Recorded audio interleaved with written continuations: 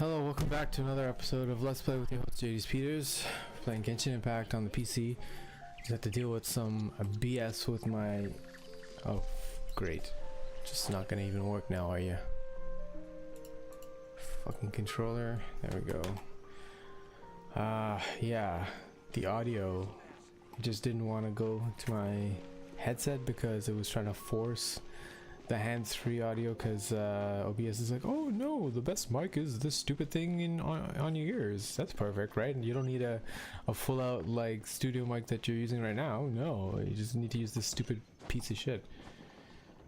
Now I'm swearing. Okay, we're gonna do story quests to cover what we're missing on this event, which is going to be done in like a day, so I gotta get this stuff done. Hopefully we can run this story quest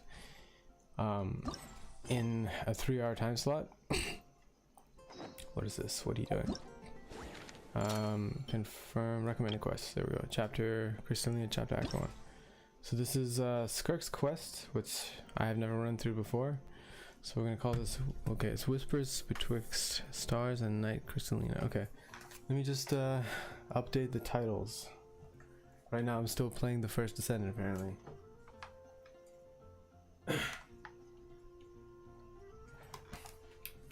Okay, let's play Genshin Impact. Ooh. Okay. Is it Whispers Betwixt? Betwixt Stars and Night. Skirk story quest. I don't know if I spelled the name right, but I don't care right now. So yeah, we're doing that. And yeah, I gotta update the game too. Sorry, I don't know a better way to do this. This is the best way I know how to do this, so I have to do it like this. After I start running the game, that's how I can do it.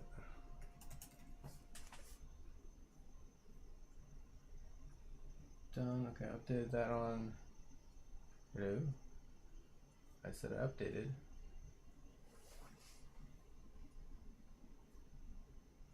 Okay, it works on Twitch, but I don't know how to do it on YouTube. Anyway. Let's start. Since the undercurrent on an otherwise ordinary day on the road, you suddenly feel a strange discomfort. Traveler? Traveler! Gee, they're like Space Out City over there. What's up with you today? Listen to Palmer's voice. You feeling okay? We've been traveling all over lately, so maybe you've come down with something. That's it. We're getting Baiju to check you over. How about you? My favorite physician. Traveler there at the top of my drink. Not having a good day thanks to that stupid glitch. Software glitch. It's not a software glitch, it's by design. Shut the fuck up. Like, seriously.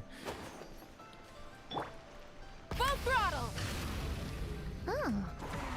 Baiju wasn't in his shop. Oh, you're looking for Dr. Baiju. Hello, he's resting lady. today, but he said to send any patients to the back room. Ah, okay. Thanks. We'll head on through. We'll head on through in just a moment. I just need to grab that drink.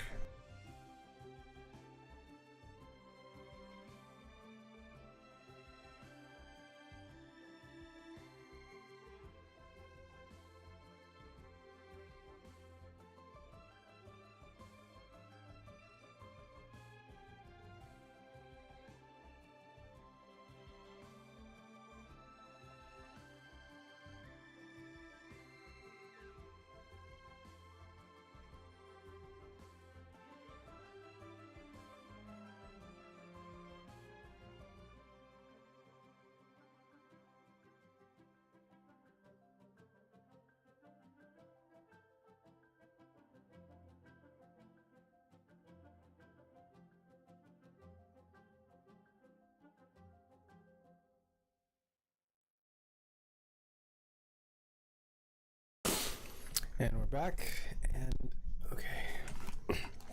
Let's head in and see what Baiju has for us. I just...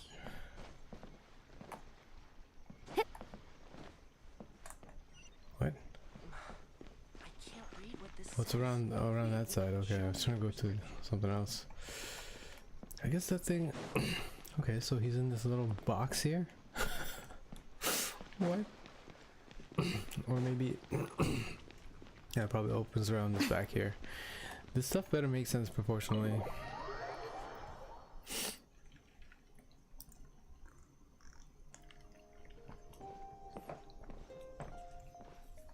Barely.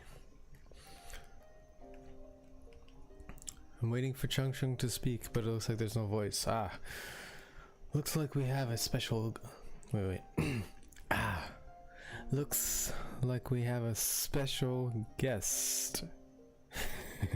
Traveler, Paimon, welcome. What can I do for you? It's the Traveler. He looks absolutely beat these days. He has these huge dark circles around his eyes, like he hasn't slept a wink. And he keeps spacing out. You have to call his name several times before he snaps out of it. What do you think it is? Is he sick? Alright. Oh, is Pum Pum Kun prone to sickness? I find this surprising. I guess I could be. I'm not sure. Very peculiar. In all the time we've been acquainted, this is the first time you've come to me with a health complaint. Come, let me take a look at you.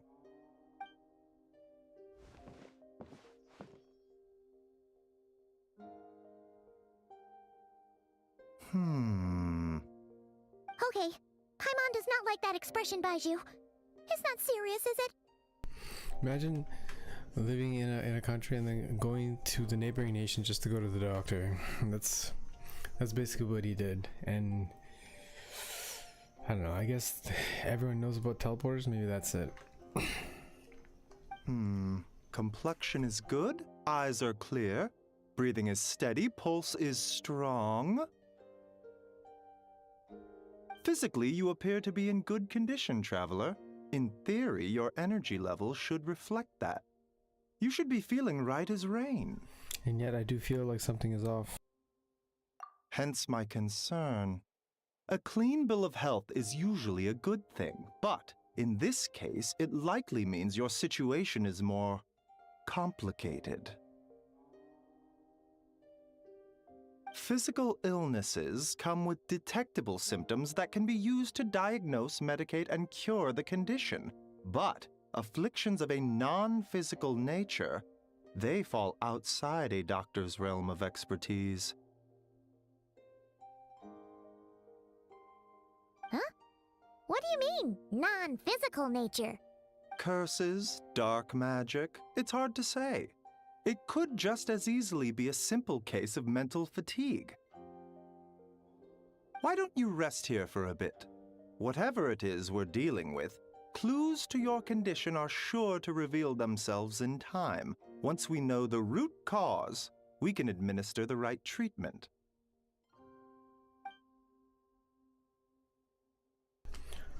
I've seen my fair share of mental afflictions. To start with, some claiming incense, a good night's sleep, and a good meal will do you a world of good. In the meantime, Chung Chung and I will review the relevant literature for afflictions that present with mental fatigue.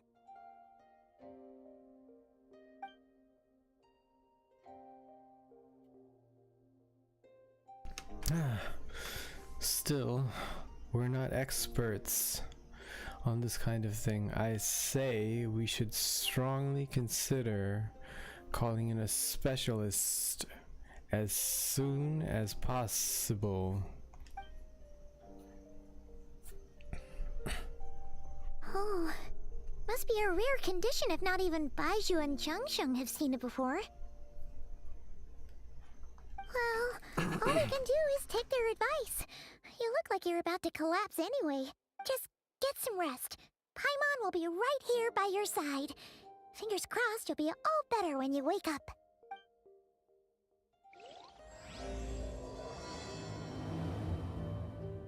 Okay, quest has been started. It just says rest. Okay, let's rest.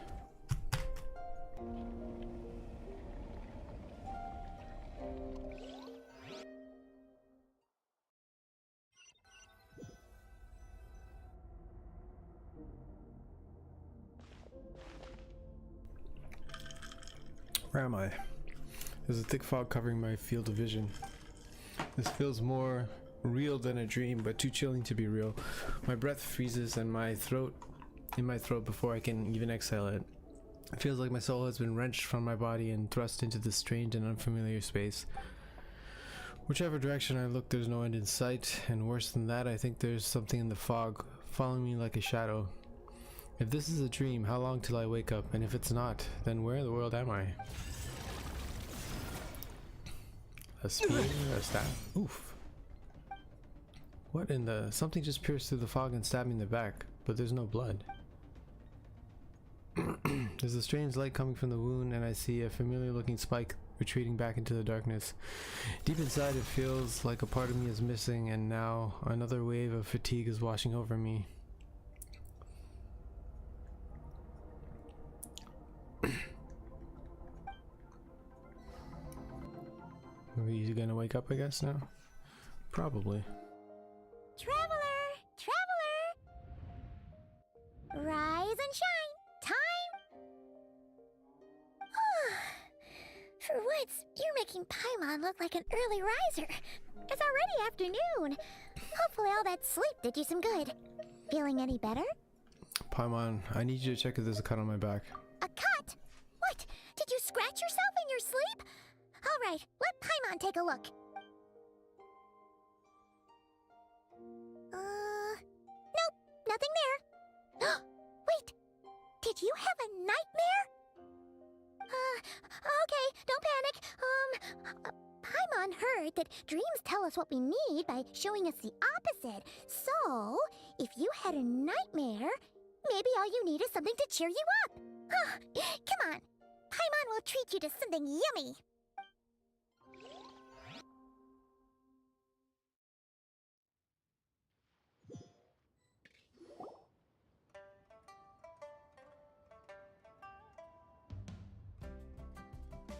Oh, didn't see that. I thought this was a loading screen. You and Paimon head to Wan Min restaurant. Sensing that something isn't right, Paimon orders a bunch of dishes to cheer you up. What? So, in this dream, you were trapped in a weird place with thick fog everywhere, and then a spike came out of nowhere and stabbed you in the back? Oh. Okay, well, that's a new one. Are you sure it was a dream? 'Cause from the way you describe it, it sounds like you were really there. But then again, you woke up right where you went to bed. And you were definitely in a deep sleep this morning. I don't know what to make of it either. Maybe it was just a very lifelike dream. Then it's decided. Paimon will stay up and watch over you tonight. If anyone tries to mess with you, Paimon will beat him up. Or, wake you up first and then we can beat him up together. Paimon's smile has a way of putting me at ease. But what I saw still bothered me. That dream was so chilling. It almost feels like there's something watching me from some corner of the world even now. Something stabbed me in my dream, but when I woke up there was no wound. Still, if I focus on that area, I feel a vague aching, almost as if deep underneath the flesh something is... Something is missing? Yeah. Did you just say something? You heard that too? The flesh remains whole, but the soul is incomplete. Left unresolved, the mind will wither away along with it. Ah! What the... Wait! Paimon remembers you! Your child's master! Skirk. Right! What are you doing here? The last time we saw you was at the Primordial Sea in Fontaine, right? But then we left and never learned where you went after that. Child's been looking everywhere for you, by the way. What brings you to Wanmin Restaurant of all places? You came here looking for us? And were you the one behind that hocus pocus just now? Tell me, what is it that you saw? Tight-lipped, huh? I suppose that's fair. They just use his voice for a grunt. Nice. You. I'll take a glass of wine. Hmm? Oh, of course. Coming right up. We make this one in-house. It's not too strong. Enjoy. Chef Mao, I'll take a grilled tigerfish over here. Coming right up. Ah, if I knew we'd be this busy, I wouldn't have approved Shenhe's vacation. At the end of the day, what happens to you is of little consequence to me. I'm not here to try and win you over. Trust me or not, the choice is yours. So that's the restaurant Shenhe works at? One Min. Okay, cool. If you want my help, now's the time to speak up. You have until I finish my drink. What do you know about this situation and why are you here? I was investigating an abyssal disturbance in the area and happened to notice you. Part of your soul is damaged, and the wound bears traces of abyssal corrosion. Need I say more? Neither of those things sound good.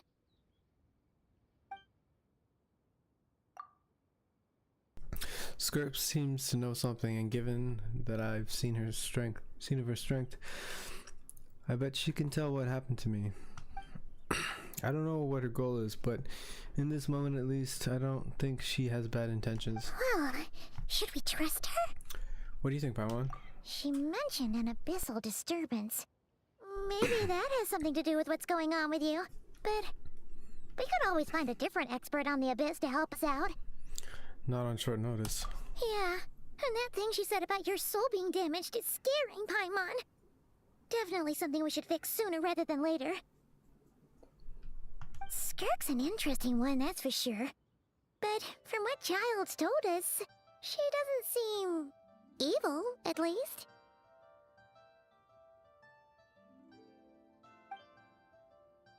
1, 2, 7, 10. That'll do. Well, have you made up your mind? What I saw was a dark space shrouded in a dense fog that wouldn't disperse. Oh my gosh! Why? Just don't use his voice. If you're not gonna use his voice, just don't use his voice. Every time they always do this, and I always go batshit right. Like, why? You give Skirk a brief description of your That's dream. all we know, Miss Skirk. Ma'am, can you help us? So, you can disperse the fog. I understand. Come find me in the Guili Plains when you're done here. Oh, and I left cash for the drink on the table. Settle the bill for me, will you? Oh, okay. Huh? She disappeared.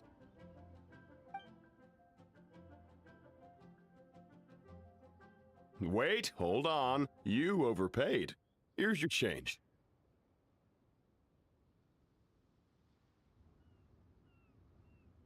Oh, no. This includes the drink, so it should be the right amount. I didn't think you two ordered a drink. We didn't. It was that lady who came and sat with us, remember? You sure? I could have sworn there were only 2 of you at that table.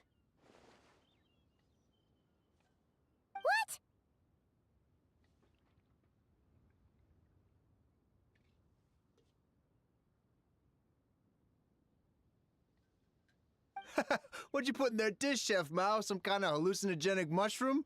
You got them seeing things. Seeing things? Wait, so neither of you noticed her? Young lady? About this tall? Wearing a purple dress? She ordered a glass of wine! Oh, now you mention it, that vaguely rings a bell. And it looks like I did open the wine jar, so it must have just slipped my mind. In any case, that settles your bill. Come again soon.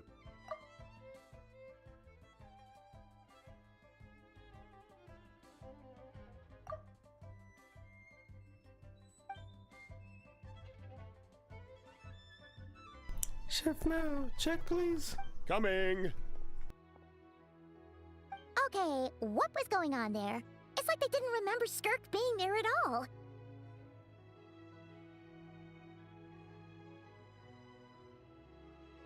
Even Paimon was half convinced we hallucinated the whole thing. But that Mora she left for us was definitely real. Oh, this whole situation is giving Paimon the creeps. But anyway, she told us to head to the Guili Plains, right? Let's not keep her waiting.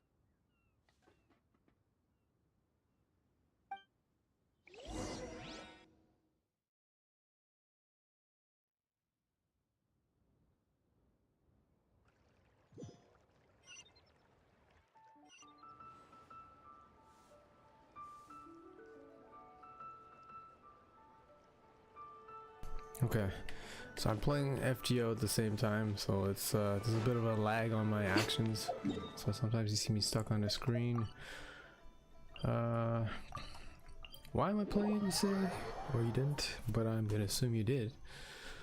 Is because there's an event going, there's like a farming opportunity right now, so I'm just playing it. Yep. And I'm playing it not on one account, but 2 accounts. On a pay-to-play account, not a pay-to-play. On like a account where I've spent some money and a free-to-play, 100% free-to-play account. Just to, no real reason. What are all these rift hounds doing here? Huh. Looks like they're collecting something.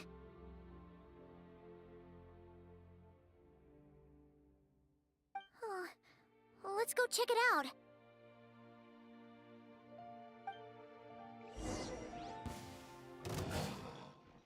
Right now. Right here. Light of the blazing sun!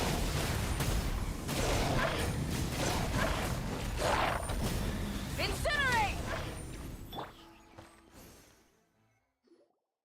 So, this is what they were collecting. It looks kinda like... Are God's remains? Yeah. What is going on here? From the moment they are born, all beings with great power have an impact on this world. Even if their body is sundered and their soul extinguished, their influence remains. Gods are the most common example of that. The remnants of gods who fell thousands of years ago remain buried deep within the earth, carrying within them a warped will and a dark curse. Together, these remnants form what you call God remains, and it appears that some of those sealed here were dug up and removed. There are traces left, but they're fading fast. Ugh. What are you doing? Nothing! Just wanted to make sure you were, real? She's definitely not a ghost traveler. Paimon poked her, and she's solid. After you left the restaurant, the other diners acted like you were never there. Your life hangs in the balance, and that's what you're fixated on? Strange set of priorities. It was just a trick to avoid being perceived. If someone notices me, those memories are erased. Simple as that. Unlike you, I have no desire to establish a connection with the world. The weak and the lowly have no right to remember me. Now, can we please... Sorry, I thought the line was done. Let's hear that again. Unlike you, I have no desire to establish a connection with the world. The weak and the lowly have no right to remember me. They're lucky they only have a few missing memories to show for it. Now, can we please get back on track? Okay. Where were we? Right. The God remains. So, basically, there's now less of them here than there used to be, right? Isn't that a good thing? In our experience, God remains are 100% bad news. A lot of terrible things have happened because of them. Maybe it's a good thing by human standards, but power doesn't come from nothing, and it doesn't just disappear for no reason. The remains aren't just gone. They were taken. Like part of my soul was taken? Very clever, traveler. you aren't the only one who had something taken from you. There are victims like you everywhere. The only difference being, you can speak, and the remains cannot, so it went unnoticed. Something similar happened in Sumeru. Within the span of one night, countless consecrated beasts were slaughtered, and a large amount of the god remains buried in the desert went missing.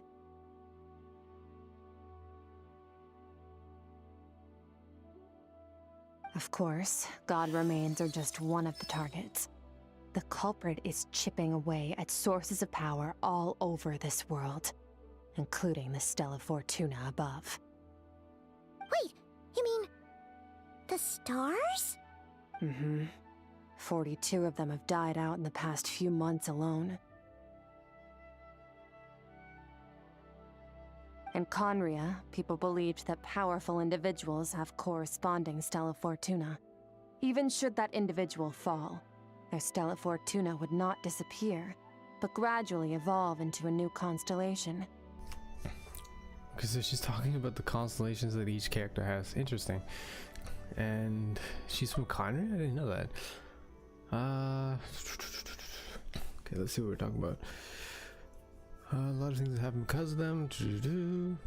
Very clever. You aren't the only one. Okay, something similar happened in Sumeru, where the span of one night, countless consecrated beasts were slaughtered, and a large amount of the god remains buried in the desert went missing.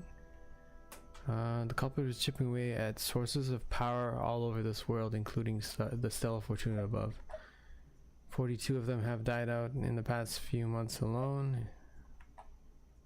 Okay, interesting. Yet now, stars are disappearing from the skies entirely, and it's not hard to deduce what's happening to the power they contain. Something has been leeching power from this world, like a parasite steals nutrients from a host. And now, it's no longer satisfied with the remains of the dead. It wants you.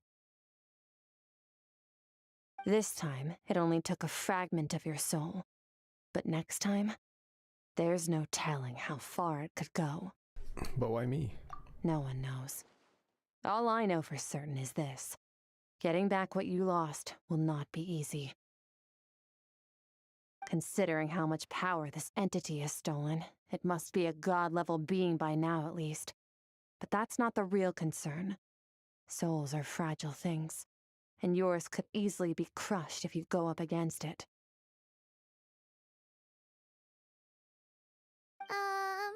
So you're gonna help us, right? We're going to help each other. You are my ticket to uncovering this thing's true identity. Well, great! You seem super strong and you know a lot about the Abyss, so Paimon will take it. Thank you. Don't get all mushy on me. All I'm doing is helping you get back to normal after a sudden crisis. And I should warn you, getting mixed up with me can have unforeseen consequences. We're on very different journeys. You don't want to be in my debt, trust me. You help me uncover the truth behind this entity, and I'll help you recover what you lost. This is a transaction, that's all. You would do well to remember that. Now, come along. Yeesh! You'd think she'd be a little friendlier since she's agreed to help us. But nope, she's just like when we met her in the Primordial Sea. So cold. Well, whatever. If that's how it's gonna be, then she doesn't deserve our friendship. What she does deserve is a super embarrassing nickname. Paimon's got it. Frosty the Lavender Melon! Serves that Ice Queen right! A cutesy name? Okay. Anyway, the important thing is that we get that piece of your soul back. So, let's follow her and see what sort of plan she's got.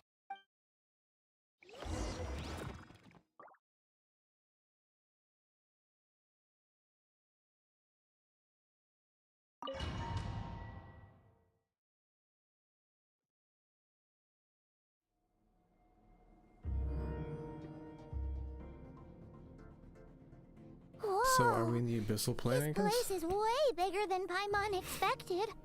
Where are we? This is where I live.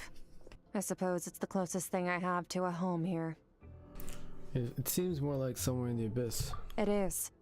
I brought you here because time flows differently in this place. I don't know how much Ajax has told you, but when he fell into this space, I mentored him for 3 months. In that time, only 3 days passed in the outside world. Who the hell is Ajax? Ajax? Oh, right! That's Child's real name! Yeah, Paimon remembers him mentioning something like that. So, a month here is equivalent to 1 day in the outside world? That should mean we're safe from that power-hungry soul snatcher for now, right? Yes, well, I didn't bring you here just to show you around. In the outside world, the Traveler could be attacked at any moment, but coming here has bought us quite a bit of time. Now, we just need to figure out how to investigate that place you saw, the one full of fog. Both your description and the abyssal disturbance I felt point to that space having some connection to the abyss. It could even be a domain similar to this one. The thief who stole that fragment of your soul is hiding there, but the abyss is a chaotic and turbulent place. If we want to pinpoint their location, we need to see what that space looks like without the fog. Abyssal power can grant a special form of sight. Have you ever wielded abyssal power before? Not that I'm aware of. Okay. Do you plan to learn? I'm kind of at odds with the abyss. That tracks. All the information you have suggests the abyss is something sinister, and that abyssal power is a wild and dangerous force that always spells disaster. And you're saying that's not true? Depends on your perspective. Floods and hurricanes take countless lives too. But if one day you gain the power to control them, what was once a calamity is now just another tool in your arsenal.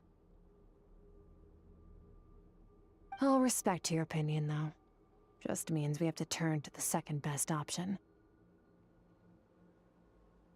What's that? A little abyss crystal that contains my power. Wear it on your head, and we'll be able to perform dream mirroring when we fall asleep. Kind of looks like those AirPods, not AirPods, Sumeru AirPods that everyone had, that was like controlling them. Anyway, let's check it out. Dream mirroring? It means experiencing whatever the other person is dreaming. Everything they see, think, and feel. Since you haven't studied the art of using abyssal power, and have no plans to jump in the deep end right now, I'll have to do the investigating for you. With dream mirroring, every time you slip into a deep sleep, I'll see with my own eyes whatever scene plays out in your mind. Then, I can guide you through the dream environment, and we'll take back what was stolen from you. Huh. You make it sound so simple. So all I need to do is wait. Is there anything you need me to do? Tough to say. This is an unprecedented situation for both of us. Even assuming we do manage to find where this entity is hiding, like I said, getting your soul fragment back won't be easy. To play it safe, I need to give you some special training first. Wait, you're gonna teach him some of your martial arts? Does that mean the next time we see Child, we have to treat him like our senior? Do as you want. For my part, I don't see you as my disciples. You're already a pretty good fighter. All I'm planning to do is build on your current skills and train you for the specific scenarios that I think we might face.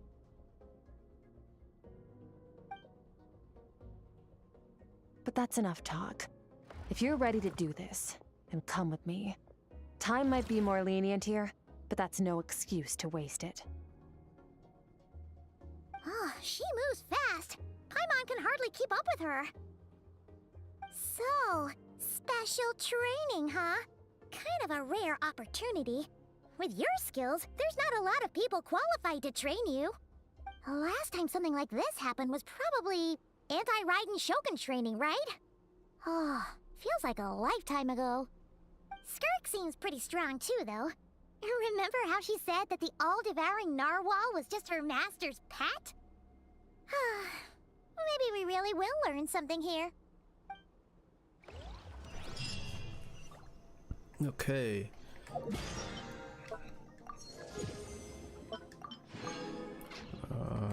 Did I not burn my... Okay, no, I have enough time to burn my resin.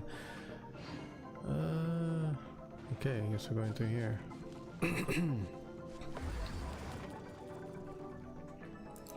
Will we be training as a traveler or just a regular? Okay, we are training as a traveler. Okay, give me a minute. I just need to top off my drink.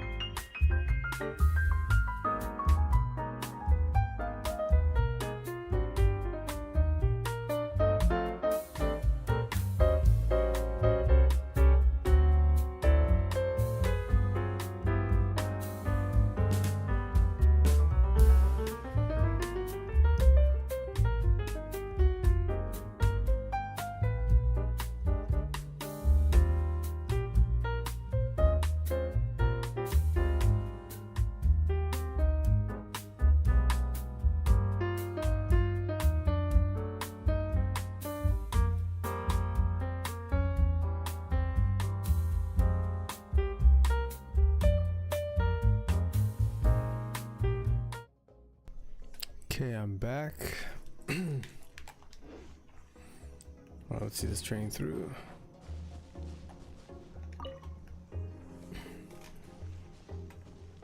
Ready? Yes. Bring it on! Your training will be split into 3 stages. Testing your blade work, elemental abilities, and reasoning skills. We'll start with blade work. You're no rookie in this area, so I won't bore you with the basics. During your long journey, you've no doubt sparred with a lot of talented sword fighters. Consciously or not, you'll have picked up all kinds of techniques from them. You bet. There's Kaya, Master Jean, Kuching. Oh, and Kazuha, Ayaka. Yeah, we've met sword masters like you in every nation we've been through. You sparred with a bunch of them too, right? Nice to know it's all gonna come in handy now. Don't get too smug. In sword fighting, techniques alone are not enough. You need a cohesive system to bring it all together. A style or school of fighting. To use the human body as an analogy, your style is your skeleton, the foundation, the framework. Techniques are the muscles and other flesh attached to the bones. This is where your strength comes from. Your style is your skeleton. Foundation, framework, techniques are the muscle and the other flesh attached to the bones. The muscle and other flesh, okay. Improving your sword fighting is like growing that body. If your frame got bigger and taller, but you didn't add any muscle mass, you'd be weak and flimsy. Then again, if you packed on pounds of flesh without a big enough frame to support it, you'd end up bloated and unwieldy. Understood, so what's the next step? You need to do some introspection. Take a good, hard look at your past experiences, and figure out which parts of what you've learned are just techniques, and which parts can be used to form your own system of blade work. Only then will you get the full utility out of all your thoughts and observations along the way. Only then will every strike you deliver make perfect sense. Wait, is that it? Paimon thought you were gonna teach him some cool new moves. Like when you went swoosh and opened a tunnel to another place. One day, you'll reach a new level of power where you realize that even that's as basic a trick as any other. But right now, our sword styles are so wildly different that teaching you mere techniques is pointless. There are no shortcuts in the pursuit of power. Failure is your best teacher, and rigor is your coursework. That's all I have to say. Time to make a start. Train until you're satisfied with yourself. She just seems to like teaching. Now focus. Destroy the crystal columns as swiftly as you can.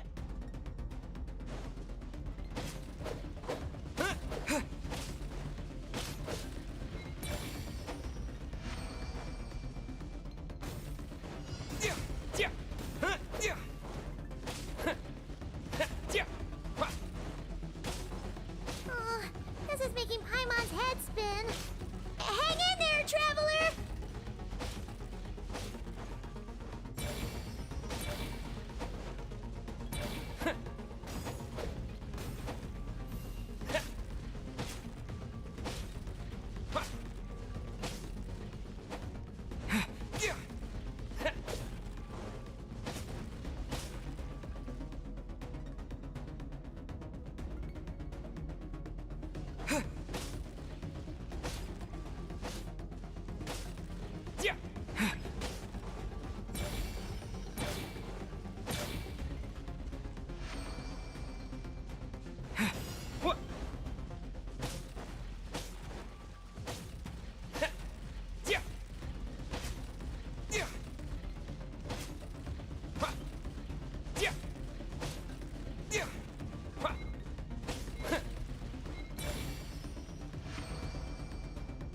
Stay calm. Use your head. You have to keep it together.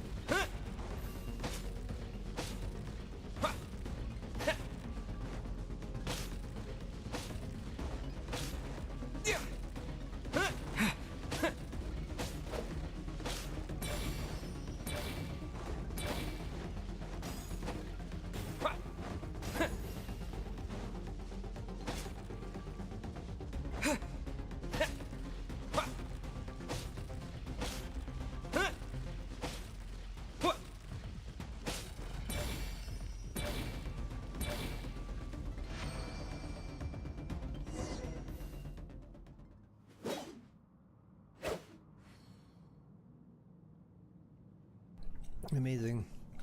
This is transforming my whole view of sword work. I'm using the same techniques as ever, but now they're having different effects. It's as if I've unlocked a hidden door in my mind, and there's a wellspring of strength on the other side. In my mind's eye, I'm seeing images of the friends I've made in Tevat. Theirs are the sword styles and techniques I have come to know. This moment will be frozen in time. Cut to the chase. Consider a moment of true mastery that you've witnessed in another person, and ask yourself, what lies beneath the surface? What's their guiding philosophy? What's their state of mind as they maneuver their weapon? Now take that and practice it right away with speed, skill, and strength, over and over, until your hand is one with your mind. This is the only path to true growth. Step on up. Dance with the waves.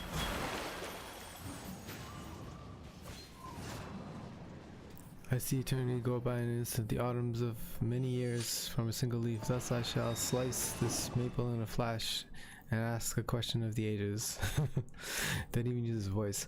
But it's interesting they're using all sword not servants, because I'm playing FGO, I'm getting confused here. Sword characters. That's makes sense. Okay. My sword style, my journey.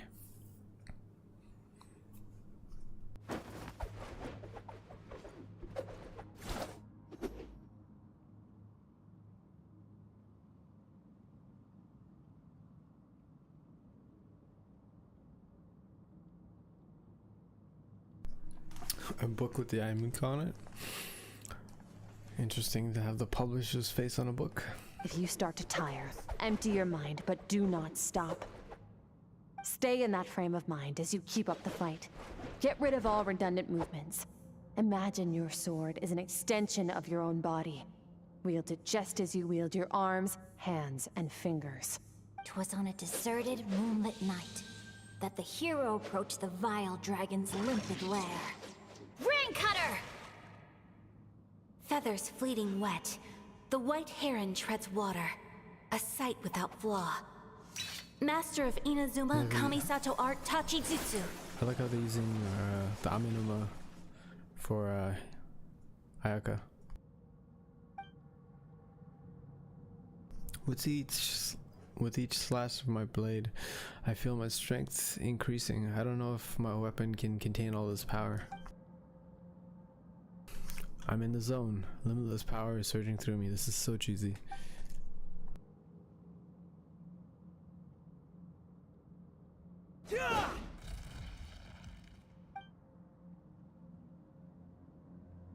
Slash and swipe till exhaustive energy.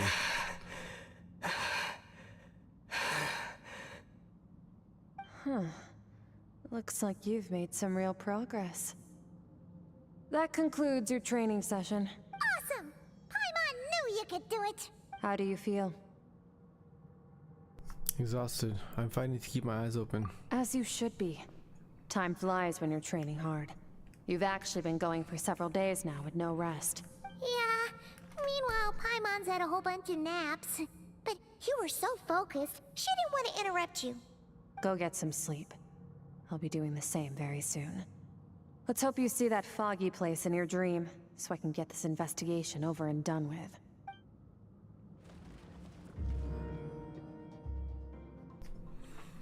She gonna say something? Oh, she's one of the short models. Okay, interesting. Skirk. Sometimes, you have to practice a single movement 1 million, maybe 10 million times, before the breakthrough moment comes. Nothing in the outside world can help you in this process. The most important thing is to remain patient. We'll get to try her out, I guess. They just threw her in there, though. They didn't even like do proper story. It doesn't feel like they properly like wrote a reason for her to come in to the story. They're just like, oh yeah, here's this cool character we mentioned before with Child. Here's some random story. There you go. Just you know, pull for this character or buy her character. Awful. So far it just seems terrible, but we'll see by the end of this if it was actually terrible or if there's actually some kind of substance to it. Let's go take a rest. Take a little nap.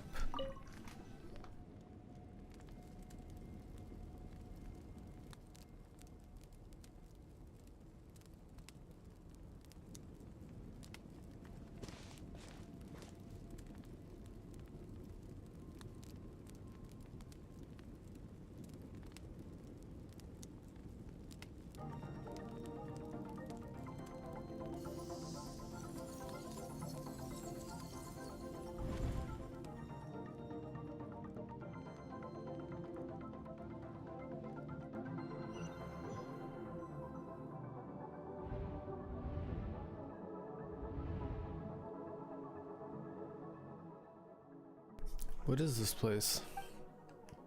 Have I been pulled back into that place again? But Skirk said the dream mirroring would kick in when I fall asleep. So why am I back here? No, on closer inspection, this isn't the same dream as last time. It's dark and gloomy, but there isn't that chilling fog that made my hair stand on end. Hold on. If dream mirroring is a two-way process, maybe I'm seeing inside her mind while she's exploring mine. If this is her inner world, it's pretty bleak. I can occasionally make out the sound of a flowing stream, but other than that, it's so empty.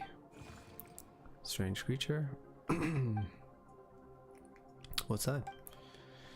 What a strange looking creature. Where did it come from? I think it wants me to follow it. Might as well see where it leads.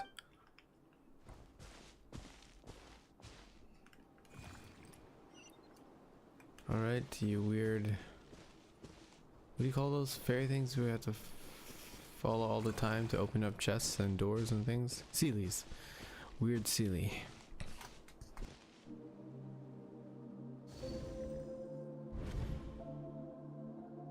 Skirk, why are you skipping classes again? We've talked about this. 'Cause he's a crabby old man, and he's a boring old man. I don't like going to his classes. Excuse me. You shouldn't talk about your teacher like that. It's very disrespectful. All right, let's not get into a big fight about this. Skirk's learned what she needs. There's no point forcing her to sit through more classes if she doesn't want to be there. But I'd still love to hear about what you got up to yesterday. Why don't you tell your dad all about it? I went diving, and I saw this huge fish. I never knew they could get that big. It looked kind of dumb, though, with that stupid big fat head. I tried to shake its fin, but it just spat water at me. Oh, and today, I'm gonna go to that prairie up north. There's supposed to be this giant bird there that can spit fire. I bet if I climbed on its back, it could fly me all the way to the stars. Then I suppose your old dad should get one as a pet too. Otherwise, how are you gonna hear me call you for dinner up there in the stars? When it's time to eat, I'll come back on my own, Zilly. Anyway, gotta go. Bye, Mom. Bye, Dad. Wait! Put on a coat at least. You'll catch a cold. I'm talking to you, young lady. You spoil that child, you know. Ever since that merchant ship arrived, she practically lives outside. Always going on about exploring the beyond one day, whatever that means. Ah, let the kid do what makes her happy. Besides, we both know you're all bark and no bite. Come on, our little adventurer is gonna be hungry when she gets back. Let's get started on dinner.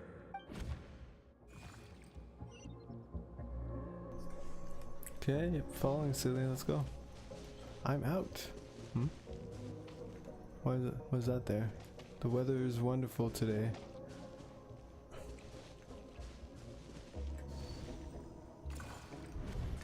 The stars shimmer high above.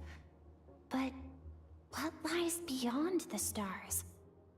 Mountains as far as the eye can see? An endless snowy plain? Or maybe buildings taller than the sky, like the people from the merchant ship said. I can't be the only one asking these questions. The universe is fascinating. If only I could meet some other people like me. We could set sail together and explore every corner of the world. I'm sick of being a kid. There's so many amazing things out there, and I'm ready to see them all. But for now, I'm starving. Better get back.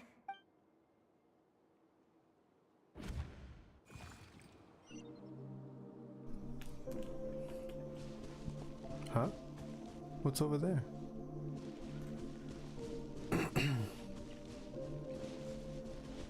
Something's going on. Obviously her parents are dead or dying. Don't let a single one of them get away! No, please spare the children. Stay back. They're coming! Run! Help! Eliminate the threat. Take them down. Don't be scared. Ah! This way! We'll never make it. Fire. There's fire everywhere. What happened? I told you we shouldn't have trusted these outsiders!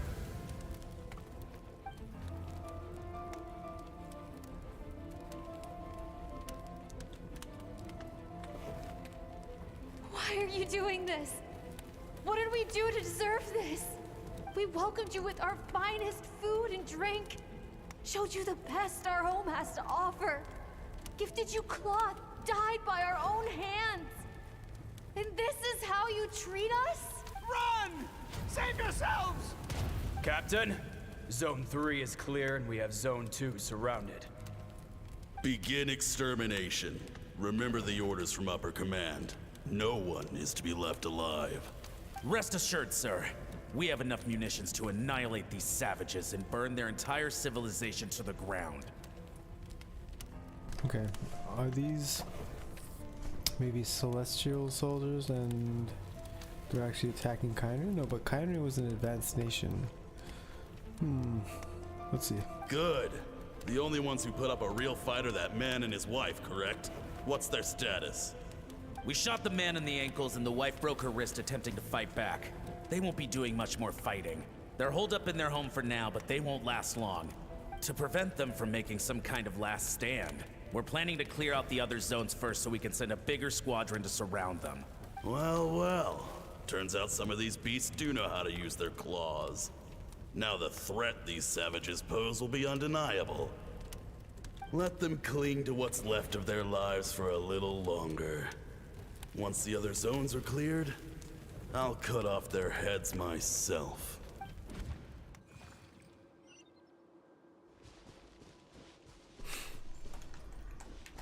It smells like something's burning.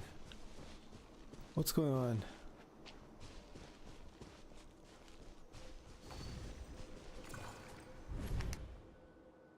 Dad? Mom? Skirk, you're all right? Thank heavens. I'm so happy to see you, sweet girl. But you need to go. It isn't safe here. They'll be back any second. What happened? You're bleeding a lot. Dad? Mom? This is the place. Alert all units. Prepare to surround. Run, Skirk! Run as far away as you can. Don't trust anyone. Your dad and I, we're not afraid to stare death in the face, but we need you to survive. My clever girl, so curious. You're already so brave. I know you're going to grow up to be such a positive light in this world. Whenever you miss us, just play this song. Remember, life is a gift. Don't let darkness claim it. Break down the door! Look what we have here. A savage that can pluck a tune. Well, the show's over.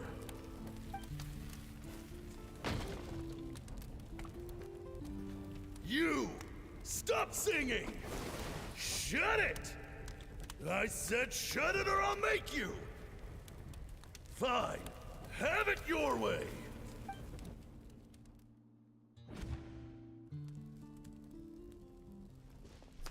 What was that?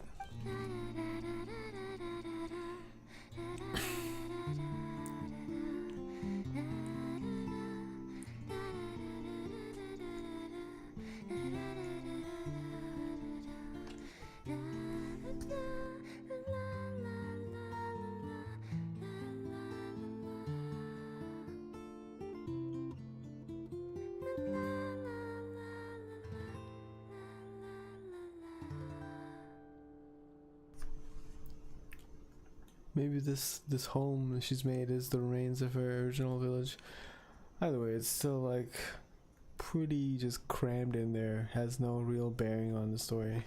Kind of lame. Oh, you're awake? I found a few clues while you were asleep, but it's only a start. Now, time for the second stage of your training.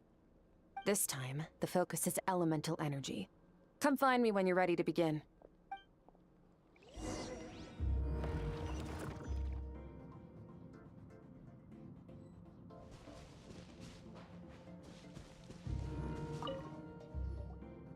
Man, staying in the abyss feels so surreal, don't you think?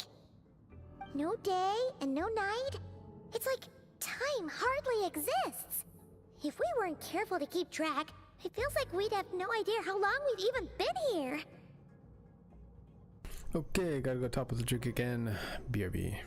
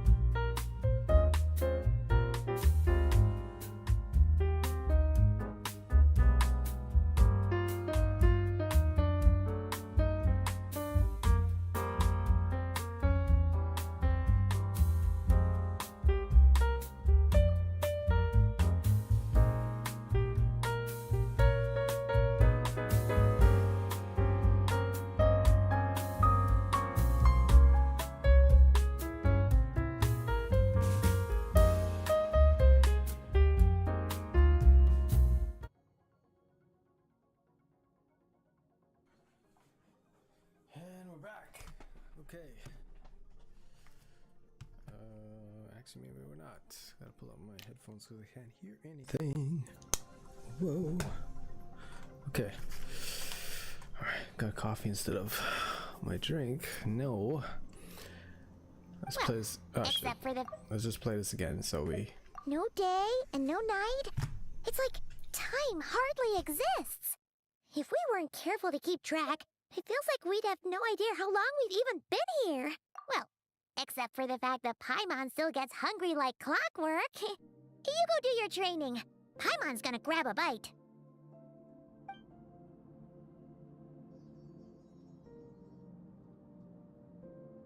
I'm ready to start. The way I see it, the pursuit of power is divided into 3 stages. The first is mastering the use of standard weapons. Next is learning how to harness natural energy.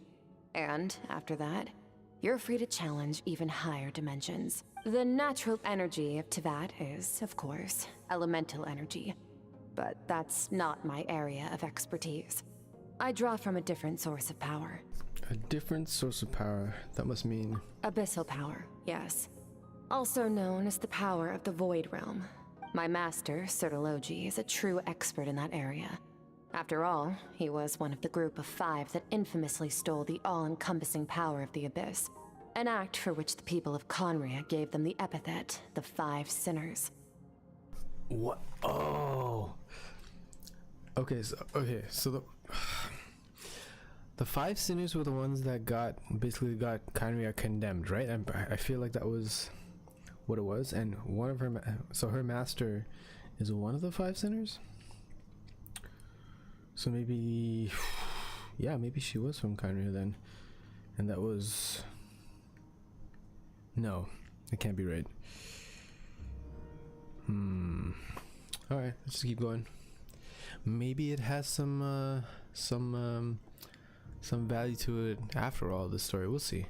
The elemental energy of Teyvat, on the other hand, is derived from the power of the Light Realm. These 2 forms of energy exist in direct opposition to each other. Suffice to say, there's not much I can teach you this time. But there's something familiar about the power you use. It almost seems related to cryo in some way. A keen observation, traveler. Call it respecting local norms. The Abyss stands in direct conflict with the will of this world. So, to make my life easier, I disguise my power to make it appear cryo-like in nature. Translation: MiHoYo wants to sell me as a character, so they made me a cryo character. It's a technique I learned from some Conrian ruins, known as the 7 Shifting Serpent. If you ever change your mind about delving into abyssal power, I can teach it to you. Abyssal power does, bro. How can they make this the main character? Like, any player would be like, yeah, let's learn that abyssal power, but they're like, abyssal power doesn't suit me. I have the ability to purify abyssal power. So I've heard. You seem to have a knack for removing abyssal power. But is purification really what's going on there? Like I said, power does not simply disappear. What are you trying to say? Just thinking out loud. Let's focus on your elemental training. That's what's gonna help us if the situation gets tricky. True growth comes from adversity, but only if you make the choice to pick yourself up again every time you fall. So, it's time to push yourself to the limit, and then keep pushing. This is the only way to advance at pace. Use the power of Animo to clear the field as fast as you can.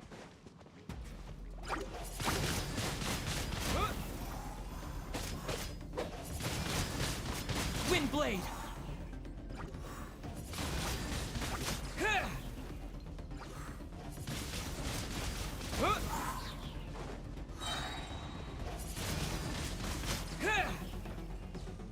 With the wind!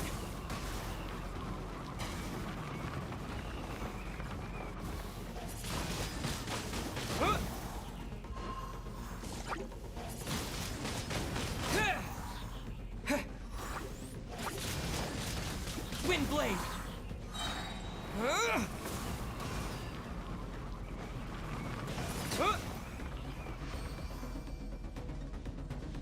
Observe your surroundings. Look for things you can use to tilt the scales of success in your favor.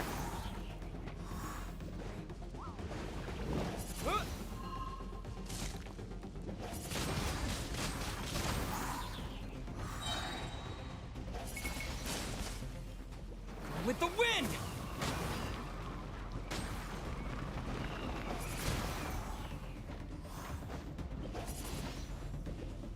Wind blade! Huh? Wind blade! Huh?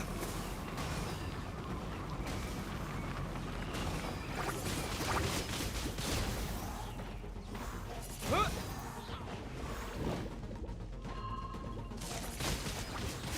Wind blade! Huh? Disappear!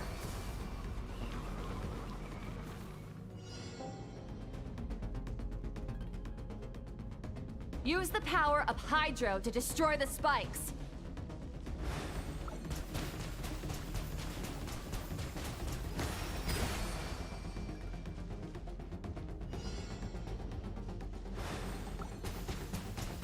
Faster.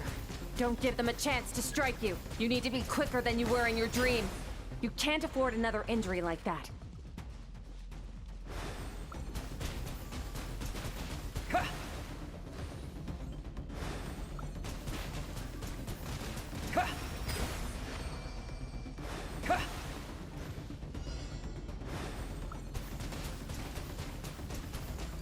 Water jet!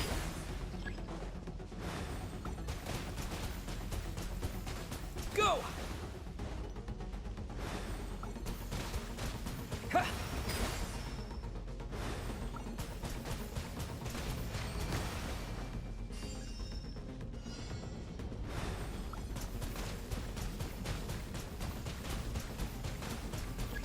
Go! Go!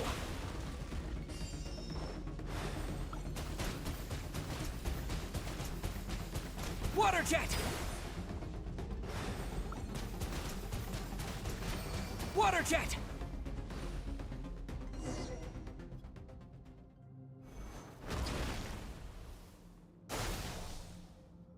Along my journey I've gained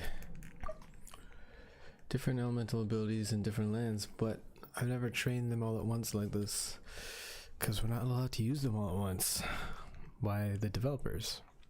You need to understand what makes you special. The ability to wield elemental energy without a vision and switch between the elements at will. It means your aspirations need no approval from the gods. Your power is not bound by the rules of this world, so be bold. Do not be afraid to chart your own path. Graceful as the wind, tough as stone, windows lightning flourishing like foliage. I can feel the power of the elements flowing through me, sometimes as peaceful as a flowing stream, other times surging like a raging river. If I close my eyes, I can hear their voices, but it's not like some wild beast battling me for dominion. It's more like saying hello to an old friend. Huh?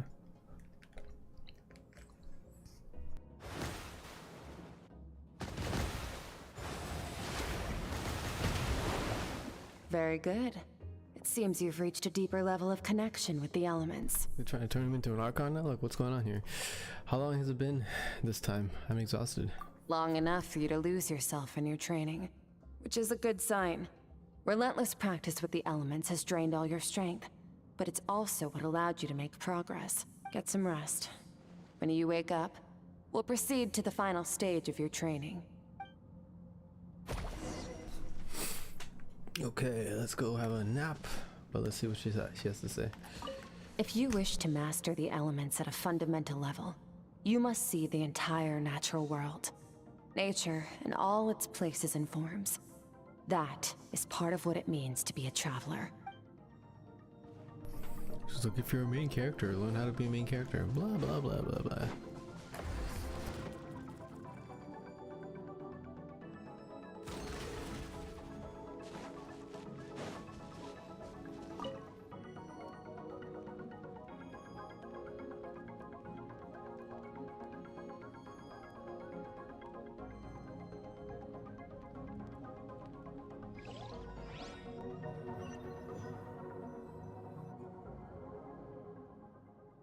This place again. Did you bring me here? Who are you?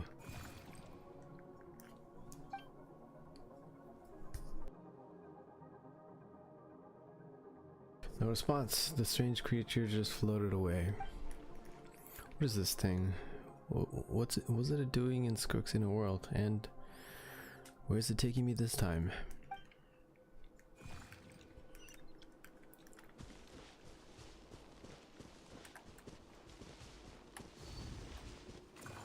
Okay. What is the secret to power? Longing, hatred, self-preservation. No, it is fear. The fear of losing those you love. The fear of watching your home burn. Fear of loneliness. Fear of death. Fear is the source of evolution. It forces humanity to adapt to their environment and overcome hardship. It is in the process of prevailing over our fears that we surpassed first ourselves and then the rest of the world. That fear is now part of you. It calls on you to evolve. And it is time to answer.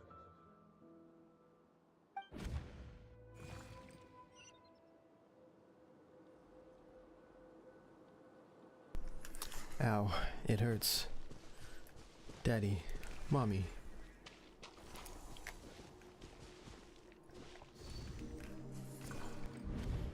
Any minute spent missing home is a minute wasted. Practice your sword work instead. Do not make me tell you twice. But, Master, I can barely lift the sword anymore. If I keep going, I feel like my wrist is going to break. So it has not broken yet.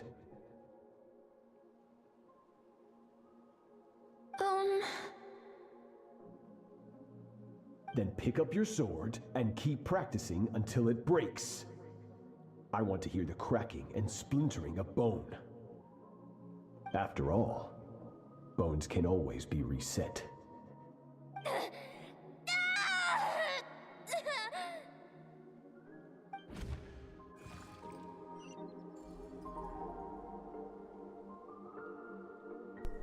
I can't breathe.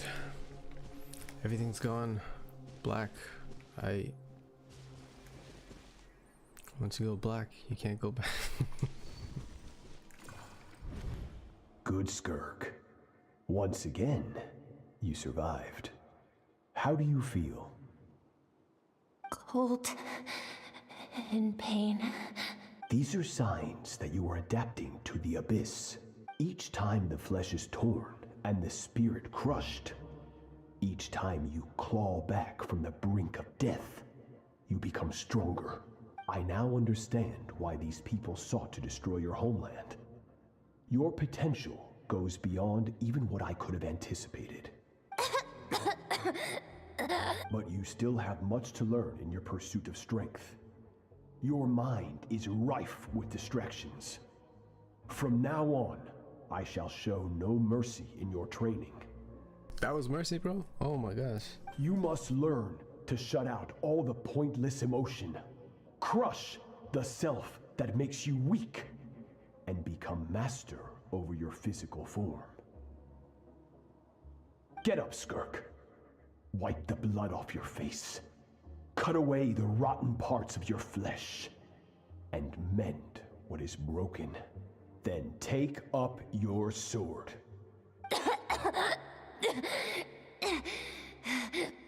Yes, Master.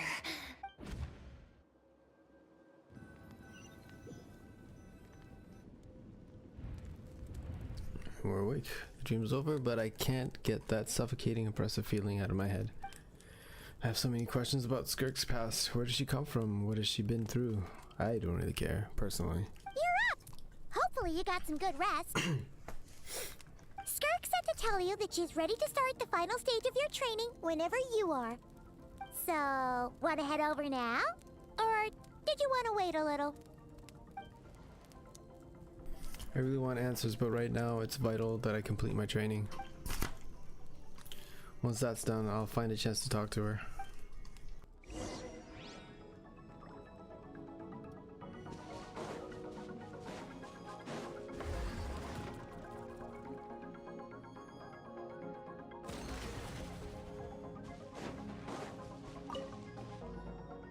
From your training so far, you have gained better command of the sword, and more control over your elemental abilities. Thanks. It's all thanks to your guidance. That's only part of it. Experience is the real teacher. Your journey, the friends you have made, the dangers you have faced. These have taught you more than I ever could. Now, it's time to focus on how you react under pressure. You must be able to think rationally, even in unpredictable combat situations. To simulate this, I'm going to attack, and you're going to block. Ready? Yes, give me your worst. Not bad. That defensive stance looks near unbreakable. Just like your sister. Huh, that reminds me. You still don't know what happened to her, do you? Hey, no fair! That's cheating! You think every opponent has the same moral code as you? You can denounce their deplorable methods all you want. But only if you live to tell the tale. The dead don't get to complain. Strong emotions will always arise in combat. Anxiety, anger, fear. But a true warrior is never at their whim. Only when you are free from the influence of emotion can you make the right choice, no matter the situation. Are you describing yourself? How amusing. Almost sounds like you think you know me, but you don't. You can choose your own path. We are not the same. Let's begin. Try to use reason over emotion. Make the most rational and advantageous decision in any given moment. This is your final training session. Look alive. Same drill as before, but this time I'm going to interfere. Hold your focus.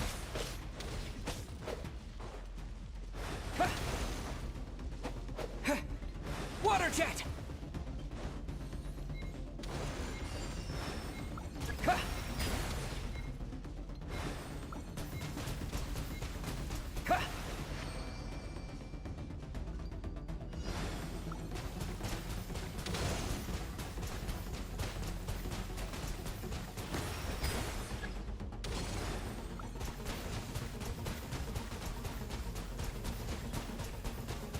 Water jet!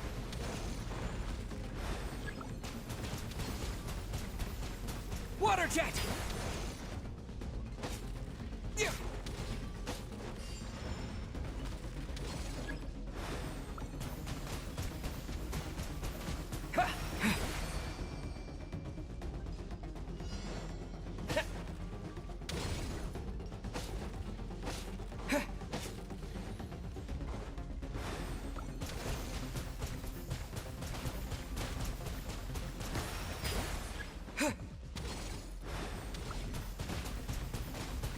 Water jet!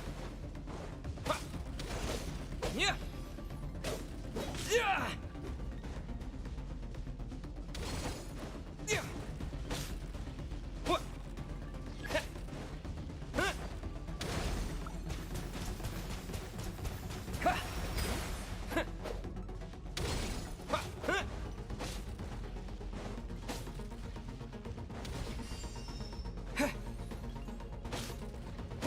Not bad. Better than I expected.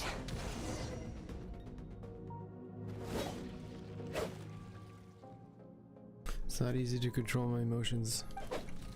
Battle is overwhelming, but I can just focus all my attention on what my opponent is doing and how I should respond. It's almost like my emotions take a back seat. You're getting the hang of it. The first step to controlling your emotions is controlling your mind. You want a unified train of thought. It all comes down to focus.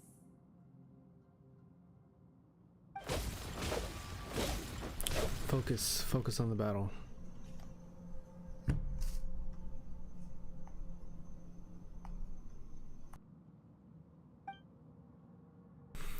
I think it's working. I can choose to tune out anything that isn't relevant to the battle, but I think I'm still pretty far from having full control over my emotions.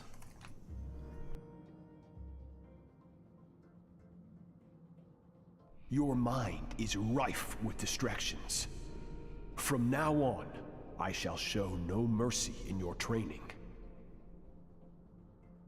You must learn to shut out all the pointless emotion. Crush the self that makes you weak, and become master over your physical form. Skirk went through this kind of training too, didn't she? How merciless does the training have to be to make someone substitute all emotion for pure reason? Stop. Let's pause here. One look, and I can tell your mind has wandered. That's to be expected. There's a limit to how long a human being can concentrate on one thing. Staying calm and focused sounds simple in theory, but in practice, it's more demanding than sword work or elemental abilities. Skirk is right. Now that I've stopped, all the emotions I was suppressing are rushing back to the surface. Pain, exhaustion, frustration, doubt. But exhaustion is the main one. I feel like I could fall asleep on the spot. Get some rest. No point training further if you're already dead on your feet.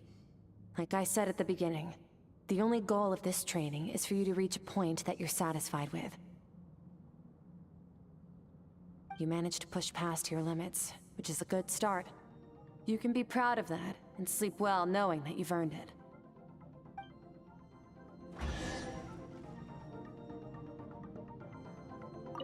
Warriors will train day and night to perfect their skills. But when the battle comes, their fate may be decided in a matter of seconds. Minutes. One mistake, one moment of hesitation, and just like that, all their blood, sweat, and tears were for nothing. You need to push yourself to perfection, or you might not even live to regret it.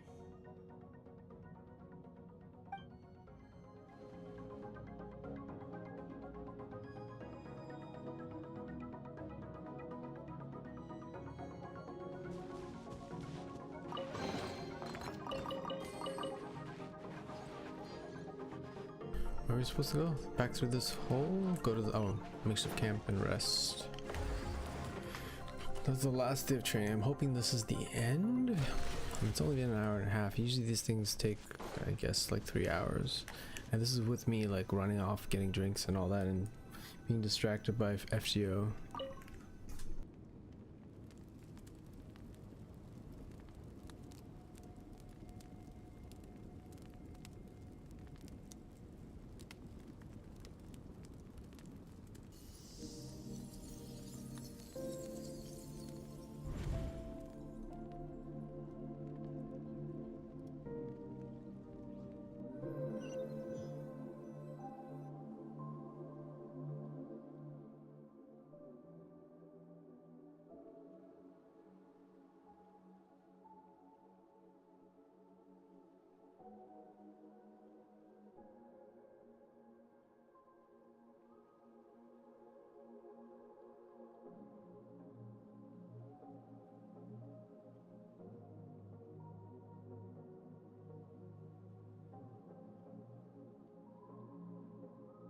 Looks like I'm back in Skirk's inner world.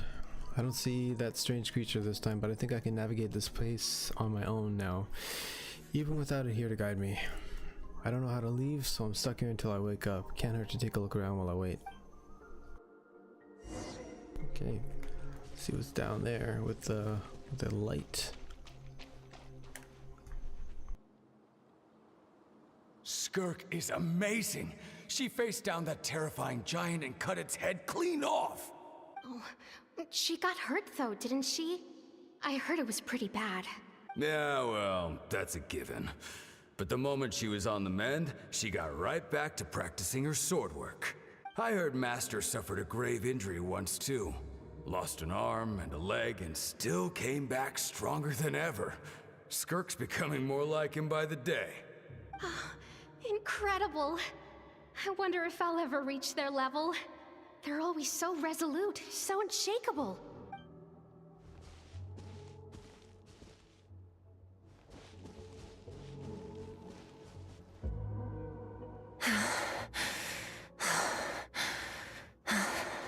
Pathetic. You're not even trying. You're so much weaker than you think. Skirk, have you become a positive light in this world?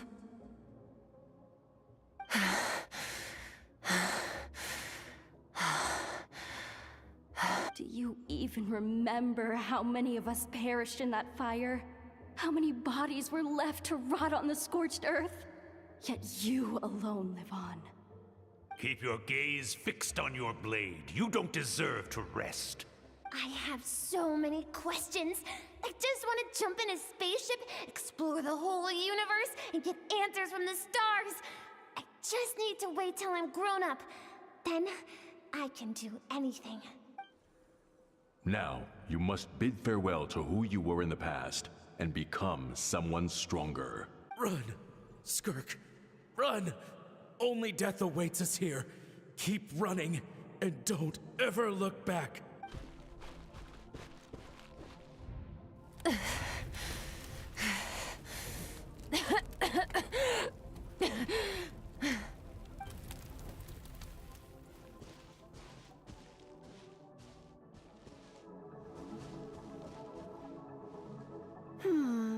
Let's see here. First things first, you need a new identity. Going around telling people you're from somewhere beyond the stars won't do, now will it? How about saying you hail from beneath the earth instead? Okay, are they trying to say that she is actually a celestial being, just not celestial, but like a traveler, just like the traveler? That'd be interesting. As the Conrian saying goes, venturing out into the universe and down into the abyss are the same in that both are braving the dark unknown. Well, I'm a visitor on this planet, so I'll follow the rules. Ah, splendid. That saves me quite a bit of trouble. Let me offer you a piece of advice in return, although it might not be what you want to hear. I know the pursuit of strength is important to you, but taking a moment for yourself every once in a while is never a bad idea. Ignore her existence for too long, and there will come a day when you can no longer hear her voice.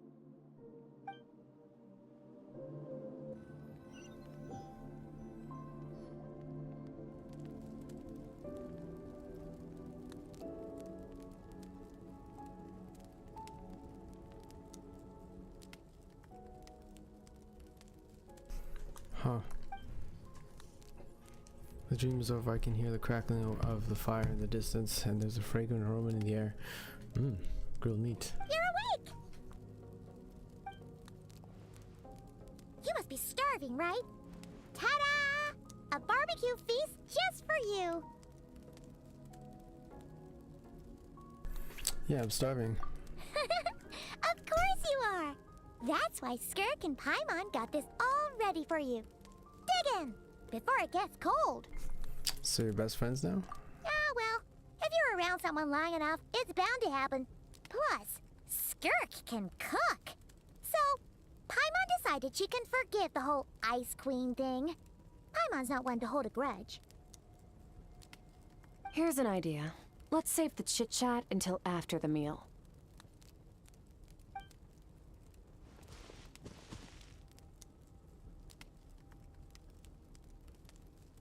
Ugh, so full. Okay, it's Paimon's turn to sleep now. Wake her up when it's time to go.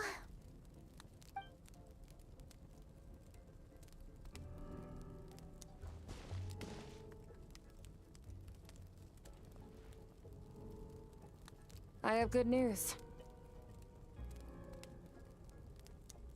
First, your training is complete. You have what it takes to wield immense power. Now it's just a matter of putting it into practice. Continue to learn from your journey and hone your skills against formidable opponents. Second, I've located the culprit we've been searching for. Next, we just need to retrieve the missing part of your soul, and our business will be concluded. Thank you. That was a lot faster than I expected. When Ajax trained with me, he once told me he was bursting with questions. So I allowed him to ask me 3 of them before he left. You and I may never meet again, Traveler.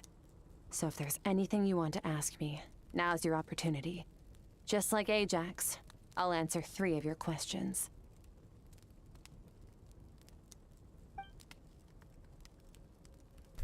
After spending time in Skirk's inner world and witnessing her memories, ow, my back. There are so many questions I could ask, but the most important one is... Are you really from Tavad? Okay, not the angle I was expecting. What makes you ask that? I'm sorry I didn't tell you earlier, but while we were dream mirroring, I think I saw your memories. How can you be sorry after, like, seeing everything? That's a terrible thing to do. You should have said it right away instead of just, like, peeping the whole time. Jeez, man.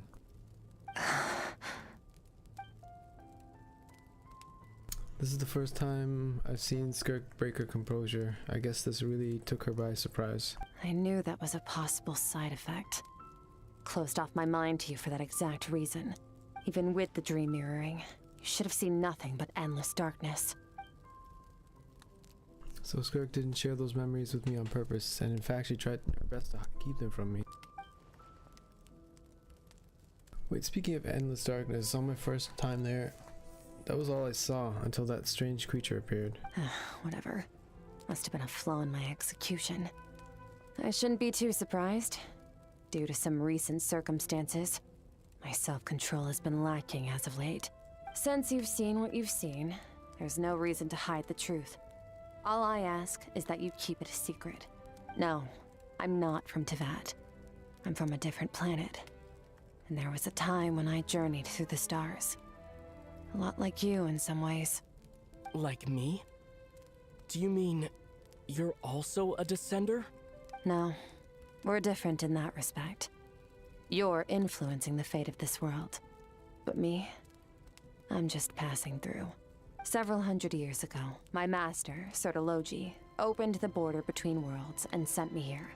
But this is not my home. And one day, I'll return to the vast unknown of space. So, there you have it. On to your second question. She said several, okay wait, several hundred years ago? I mean, that could be less than the 500 years or more than 500 years, which is when the whole Khaenri'ah incident happened. And her master was from Khaenri'ah, which is in Tavad. So they met, he met her as a child. What, in her world, I guess? Yeah, in her world. So that means what? He was there? What? There's some holes in the story.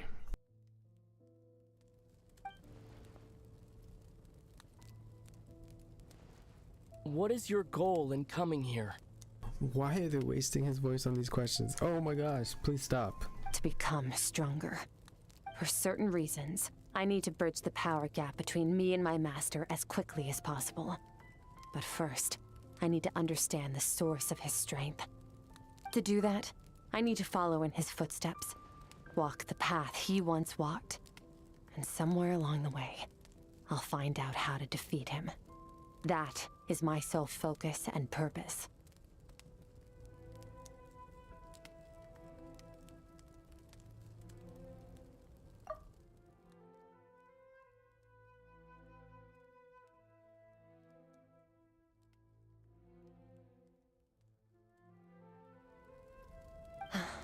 Okay. You have one question remaining. Skirk's goal is to defeat the Foul. That was his nickname, I guess. I can hear how serious this is for her. I wonder what those certain reasons could be. Maybe he killed her family? I mean her village. Okay. But given how quickly she blazed through that answer, I doubt she wants to talk about it. I have one question left. What should I ask? You make it sound so easy. Ever since the incident I experienced there, I've never stopped searching for Master Skirk and that unknown abyss. But it's been years now, and I've still found nothing. Huh. Maybe I should take this opportunity to get Child some answers. Well, your last question? You know Child is looking for you, right? Are you going to let him see you? Hey, Jax. His situation is different than yours. Before you ever crossed paths with me, you'd already encountered many formidable people, studied their techniques, and developed your own skill set. So, during your training, all I had to do was build upon that foundation. But Ajax was so young when he came to me. A complete blank canvas. Children can't help but imitate their role models. In the long run, that would only hinder his growth. Once Ajax has enough strength in his own right, I will allow us to meet again. Until then, let that motivate him to reach his full potential.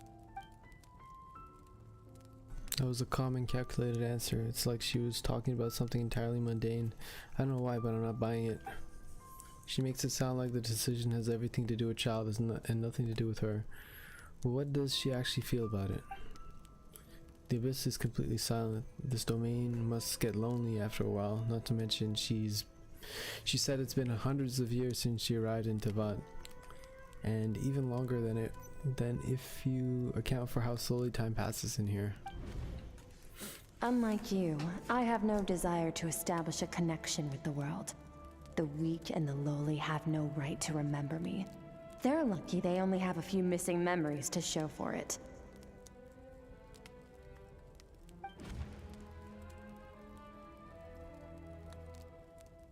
In all that time, she never established a connection with this world.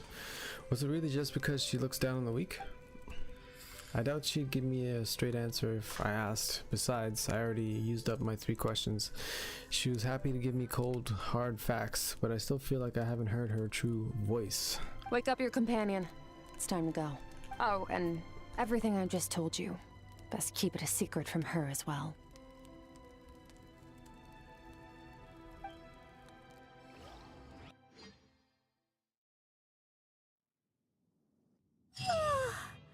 Time to go. Oh, finally. Where are we headed? Not sure. Just follow me. I'll open an abyssal rift close to the culprit's location. It will take us to where he's hiding.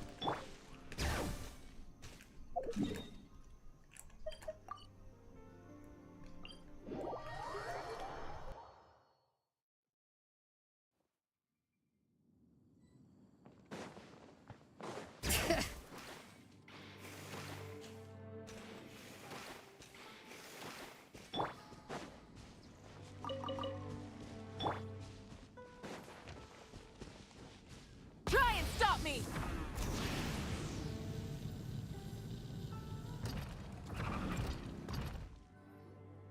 Wait. This is near the chasm, right? Yes. If we enter from here, we'll be able to reach that place from your dream. You have some experience with abyssal domains by now, but still, this is someone else's territory. Best to proceed with caution. Don't worry. Paimon's an expert at hiding behind other people for safety. Oh, but, that means you need to stay safe, traveler. I will. Let's teach this thief a lesson. All right. Remember your training. Time to put it to use.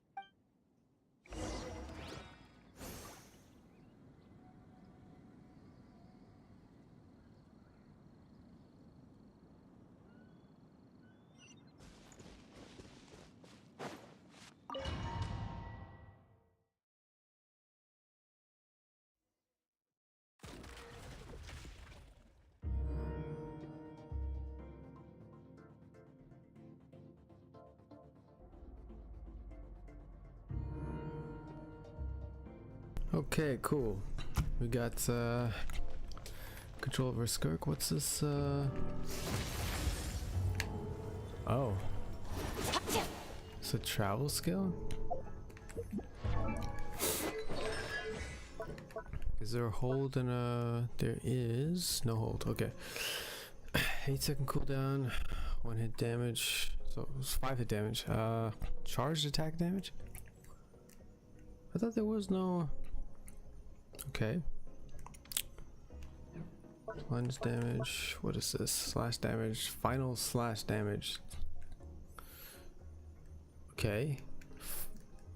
5 slashes and a final slash damage. Serpent subtlety bonus. Void rift absorption damage bonus. What? Okay.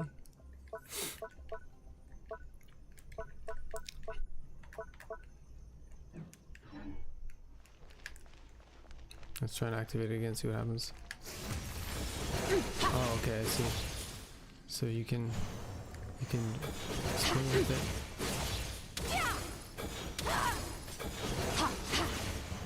Can you deactivate it? No, you can't. Wait, what? That was our ult. What the heck? I didn't activate our ult. Okay, whatever.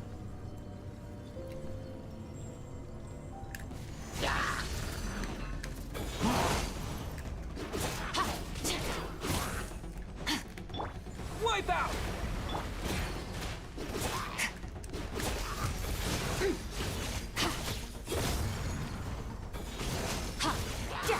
Power.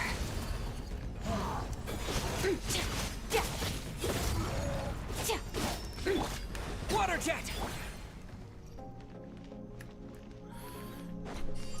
Okay, she seems very fun to play actually. Just a regular DPS character, it seems. Whoa! Look at all these spikes! Careful! Don't get hit! You know what?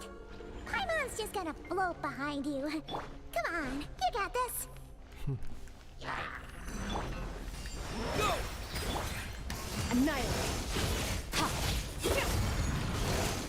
Mine to wield. Bombs away!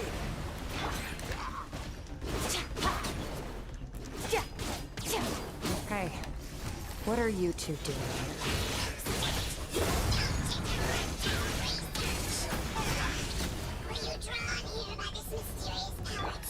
Dusty, like an abandoned house. Let's press on. Can't attack this guy. Oh, no, I can't. Just gotta get my flat. Whoa, Keep whoa. going. Annihilate. Power. Okay, it's a weird ult for sure. It's like locked behind her elemental skill.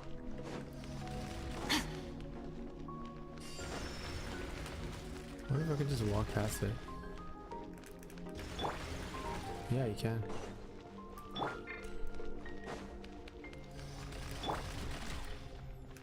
I'm just gonna walk past all of them. Oh, looks like this is a dead end. Did we make it to his hiding place? Ugh, this fog is making it impossible to see anything! This should be the place where you were attacked, Traveler. The missing part of your soul should be nearby. Can you sense where it is? If I close my eyes and focus on the light that came from my wound back then, yes I can. Yes, I can sense something, and it's nearby, but I can't tell the exact location. Nothing exact, but I know it's nearby. Our opponent must have covered his tracks just in case. Otherwise, you should have sensed it much more strongly. Hold on! Look! The spikes are back! Stay calm. Let's hold back a little. Give our enemy some wiggle room so we can see what we're dealing with. If you're too reckless, we might be playing right into his hands. Our enemy took part of your soul for a reason. It's likely he integrated it into his attack somehow. If we're smart about this, we can track it down.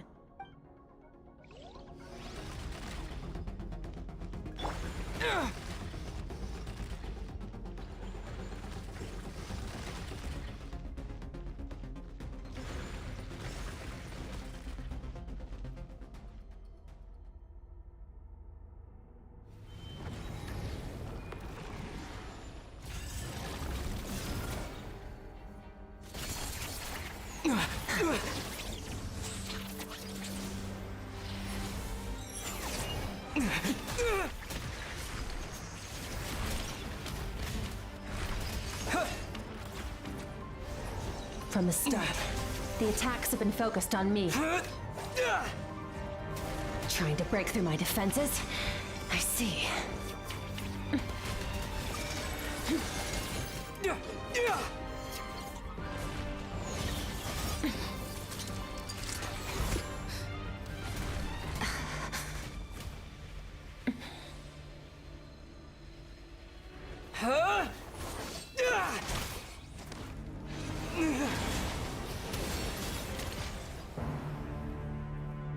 you alright? That thing was...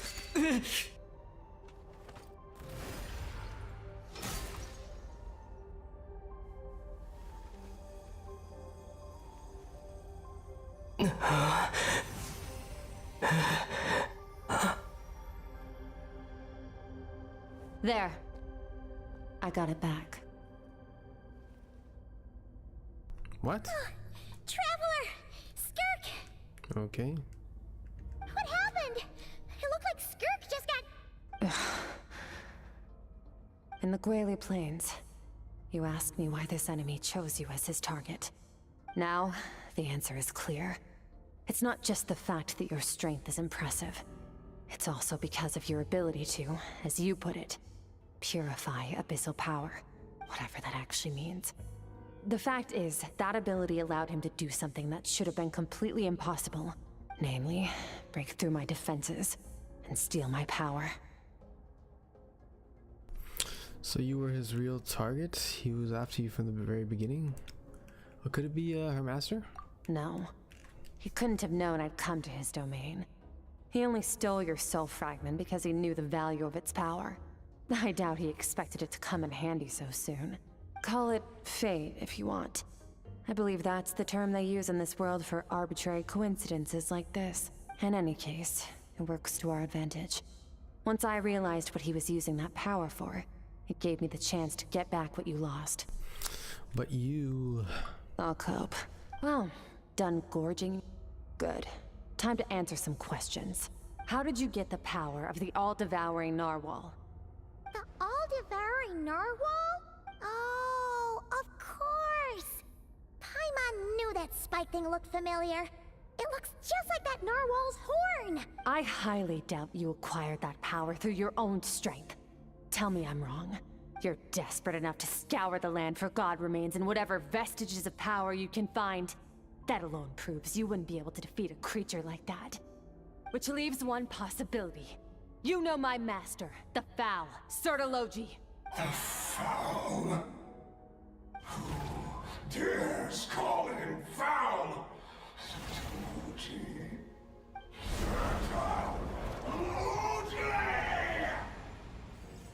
What's wrong?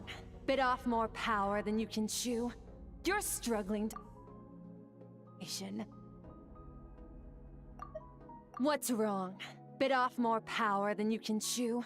You're struggling to hold a basic conversation. Just a little longer. I'm still... Look! It's back! Those obsessed with power will let it devour them before abandoning their pursuit. What should we do now? Keep calm and use reason to decide the best course of action.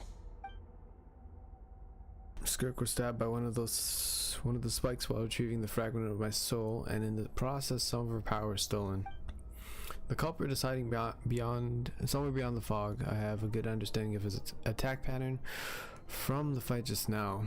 If we pursue him, our chances of winning are high. But Skirk's breathing is weaker than usual. If we attack now, I can't guarantee her or Paimon's safety. It's a hard decision to make. I think we should get out of here. What? Don't be a... Wise decision. Final victory doesn't always come after a single battle. Oh, come on. We want this quest to end. You've got your soul fragment back, so we both got what we came for. Let the enemy draw breath while he can. It won't be for long. Get us out of here, traveler. You'll need to lead the way this time. Okay. Nice, I need to go that way. Thanks for the push. Is your shoulder gonna be okay? Wow, bro. The wound is minor. It's in my table. It'll heal in no time. You should focus on getting out of here alive instead.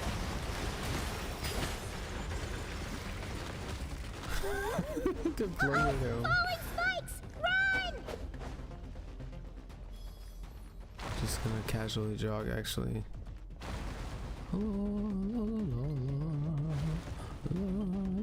Still made it. Yeah.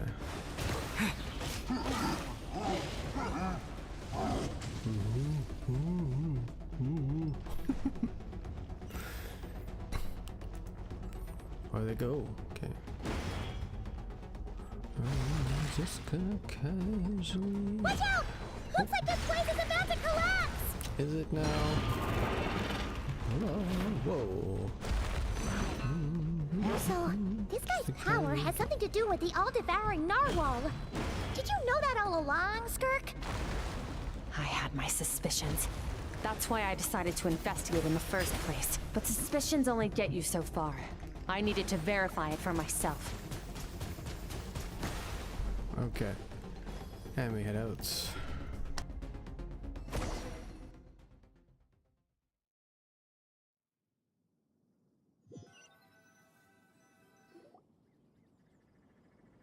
Phew. Oh, we should be safe here, right? I no longer sense his presence. Can't have followed us out of that abyssal domain. Weaklings like him will find that my power is not so easily controlled. He won't be leaving that place until he's managed to digest it.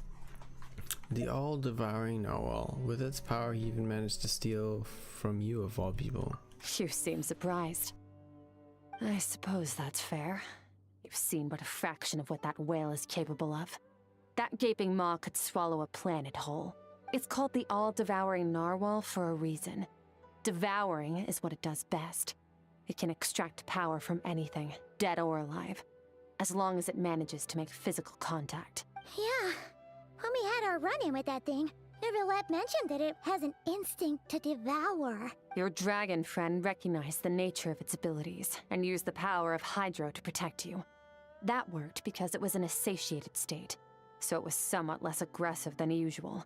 It's a different story when it has no more power to feed off of. That's when its true voracious nature kicks in. It could devour everything on the planet in that state, which is why I cast it into that void space. But I hadn't counted on there being anyone left on this planet capable of wielding its power. To me, that says he must have encountered the whale a long time ago. Meaning, he must have known my master. Yeah, hearing you say the foul definitely got a reaction out of him. Exactly. It told me everything I needed to know. Hence why I said we both got what we came for. And I believe that brings our transaction to an end. Now that you're whole again, you can get back to your own journey. I'll handle the rest of this situation myself. No way! We can't leave now! Something was stolen from you because of us! We have to help you get it back! This isn't my first taste of failure or losing power. When you fall, you get back up again and become stronger. That's how it is. But what if that monster finds you before you're all better? Plus, how are you gonna get home? It's not like you can just go swoosh and open a door to the abyss again. Not without your full strength. So, sticking with us for the time being doesn't sound so bad, does it? It's not out of pity. You said I don't want to be in your debt. Well, I still am. Wait, what? You said... Whatever. Fair enough. Then take this. What is it? A bag of Mora. Nothing in this world is free. I know that much. I'll leave the planning to you. Hurry up and decide where to go. We shouldn't linger. We should take Skirk somewhere she can rest. But where? Go to Boo Boo Pharmacy to rest and recuperate. He'll know something about Master. I'm sure of it. Next time, I need to be ready. How's your shoulder? Fine. It was just a scratch. It'll take time to recover my strength, of course. But adapting to situations like this is nothing new for me. Your outfit looks different. Yeah, it did, right? Oh, this? It's a star crystal suit. Abyssal energy is scarce in Teyvat. Wearing this helps me access it more freely. It stores concentrated abyssal energy that I can draw from on the go. When the energy runs out, it reverts back to its original form. Let's go. Found somewhere to rest. Well, lead the way then. Boo Boo. When we have a Boo Boo, we have to go to Boo Boo Pharmacy. I bet you whoever designed that name or came up with that name knew exactly what they were doing. Boo Boo. Oh, you got a Boo Boo? Come to Boo Boo Pharmacy. Oh, Boo Boo. Wow. That never registered till just now that's why it's called that. It's crazy. Boo Boo. Oh, Boo Boo. Alright, let's go talk to Baiju at Boo Boo.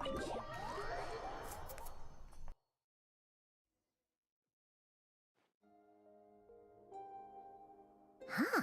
This bag from Skirk has a ton of Mora in it. Does she have a job or something? Wait, no. After what we saw at Wamin Restaurant, that seems impossible. Can you imagine? It would go something like, I'll be collecting my paycheck now, boss. Oh, sure thing. Wait, who are you? Have we met? Can't hold a job if you make everyone forget about you. So, what did you do to get all this Mora? Claimed some buried treasure, took care of a few monsters that were causing trouble. Nothing untoward. It's safe to use. Ah! You heard all that? You guys are in the same room, dummy. A sonorous voice like yours is hard to miss. I wouldn't be surprised if the sound of it traveled to the nearest mountaintop. Then, did you by chance happen to hear Paimon's little, joke earlier? You mean when you called me Frosty the Lavender Melon? Paimon's whispering needs some work. No, sorry. Paimon totally misspoke just now. She didn't say that at all. It was, a Paimon lookalike. Yeah, she's a piece of work, that one. Always impersonating Paimon and giving people weird nicknames. Okay, fine. The truth is, Paimon didn't like you all that much at the start. But things are different now. You helped the Traveler in a big way, so... What do you say? Friends? Ugh. I noticed there was only one bed. Go ahead and get some rest. Wait, what about you? I don't get tired, and I don't need rest. I'm going to practice my sword work. That should help me regain some strength. But your shoulder... Hey, don't just leave! Ah, whatever. Let her tire herself out. She'll come back eventually. Let's get some sleep, Traveler. That comfy bed is calling, Paimon.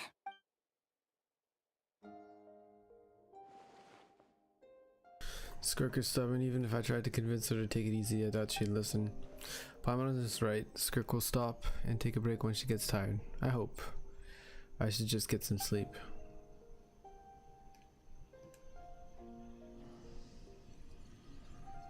Oh, the hard transition of light there.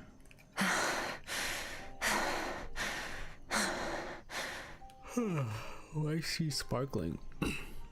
That's her sparkling, right? Skirk. Of course, she's acting like she didn't just get stabbed in the shoulder. Huh. Something seems off with her though. Quiet. Who's she talking to? There's no one around unless... Do you even remember how many of us perished in that fire? How many bodies were left to rot on the scorched earth? Yet you alone live on. Keep your gaze fixed on your blade. You don't deserve to rest. Run, Skirk. Run! Only death awaits us here. Keep running, and don't ever look back.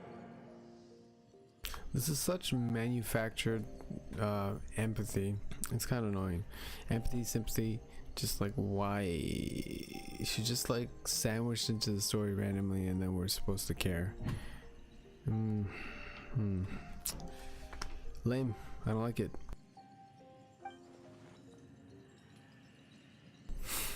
Right, in that dream I witnessed Skirk was training alone, but there were disembodied voices talking to her.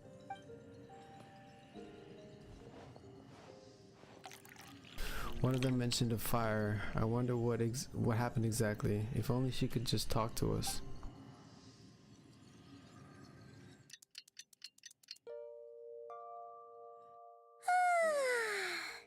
Getting an early night's sleep is the best. That bed was so comfy. Wait, Skirk?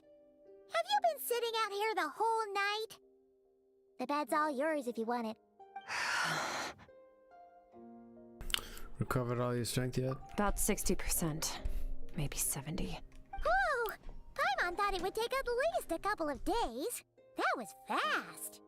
No, not fast enough. That's 20% less than last time. Same training regimen, same intensity. Nothing felt different, but somehow the outcome fell short. Her outfit changed again. Okay, maybe it's because of the spike that stabbed you? No, I think the problem's with me. I need to meditate for the next 2 days. Deep introspection should help me find the issue. Ooh, sounds intense. We'll watch over you in the meantime, then. Thanks. See you in 2 days.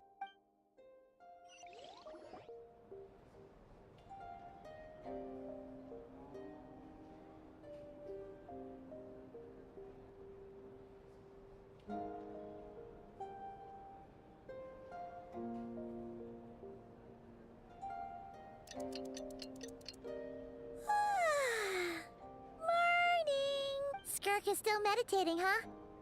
It's been 2 days already. Shouldn't she be awake by now? No idea. Maybe it's not going too well. Paimon can't think of anything we can do to help. Oh, wait! Breakfast! That's it! Paimon will go get breakfast! Skirk is gonna be starving when she wakes up. Be right back.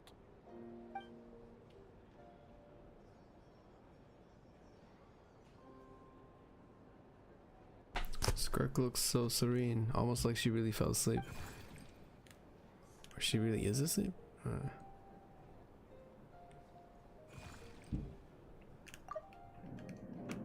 It really is asleep, yeah. You again, what are you doing here?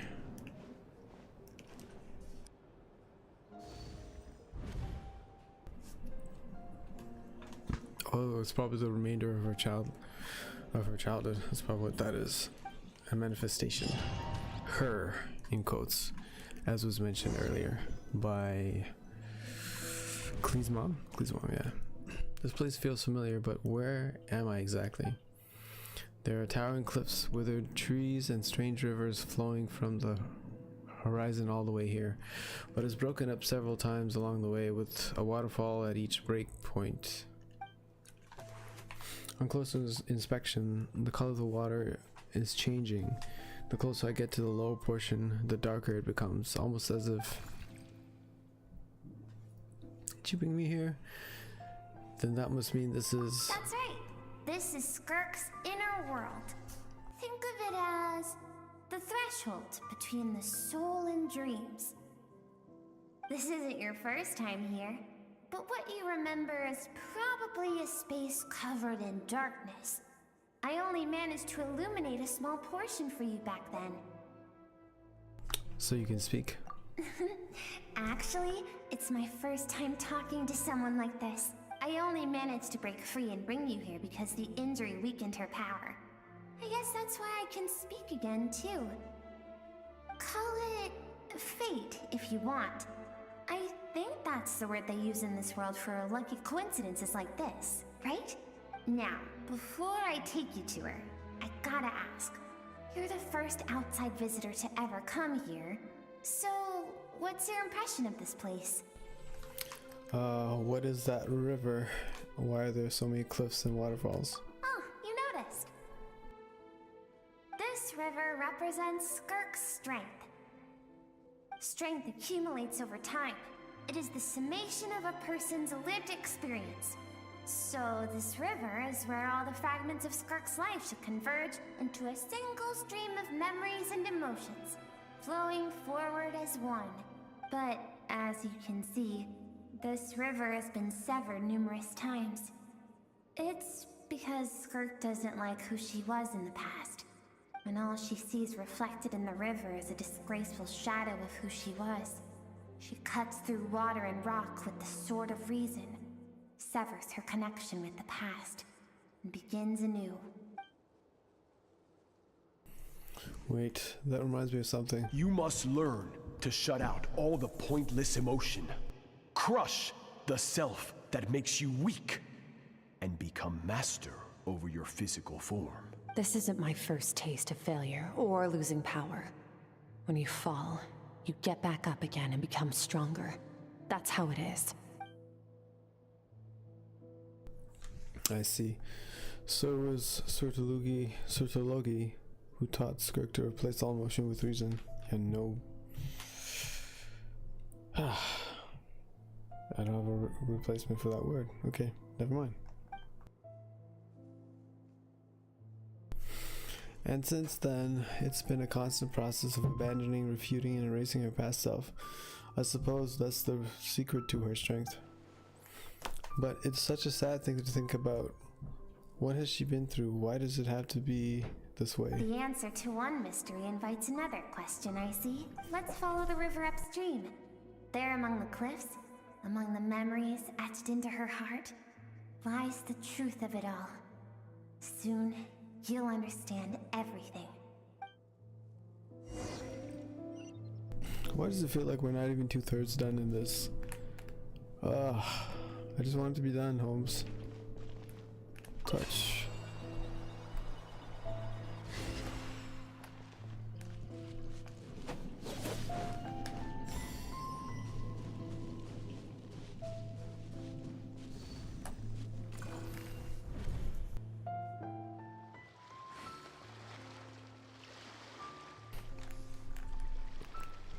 This looks like a coastline. I recognize the drawing on the sand. You do recognize the drawing on the sand? That looks like... I don't even know what that looks like. Wait, isn't that the picture I drew for Paimon? Why is it showing up in Skirk's memories? I've always thought that, even when falling leaves don't come from the same tree, they can still form bonds of kinship when they meet. Like meteors. You both made a journey through the stars. Both travelers who have landed on a planet that is not your home. Yet, when she first noticed your presence, although she hesitated for a moment, she still chose to walk away, indifferent as ever. Why? If I think about it, it's not surprising after all. After what happened at one restaurant, it's obvious she prefers to disappear from other people's lives. She hasn't seen Child in years either. I doubt she's ever made a connection with this world of her own volition. What I'm seeing now is a microcosm of her entire life. I don't like how they're forcing this music on us and like this like sad, in quotes, sad backstory. It's very forced and it's not enjoyable. Unfortunate. Good character design and a good like a fun playstyle too. Simple but fun, but unfortunate story for this character. Seems like you've answered your own question. Or more like unfortunately bland story for this character. Skirk sees herself as a trespasser in this world. She's made a conscious choice to avoid altering its path. But the reason for that decision stems from events much earlier on in her life. Let's keep going. It's still a long way to the source of the river.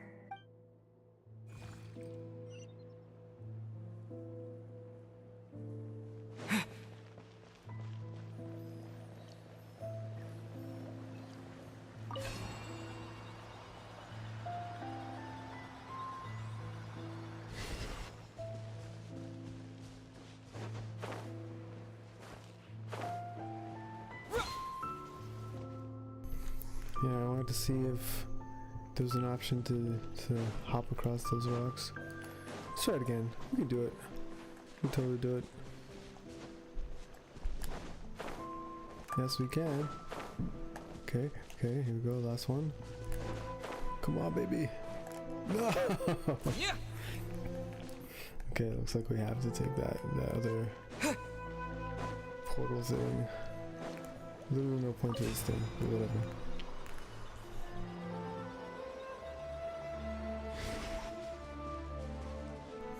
Almost like the devs set up the spacing, like they built this. Oh yeah, they can totally jump over this, but then they messed up the size. It's like no, just put some portals there. Just travel through the portals, easy peasy.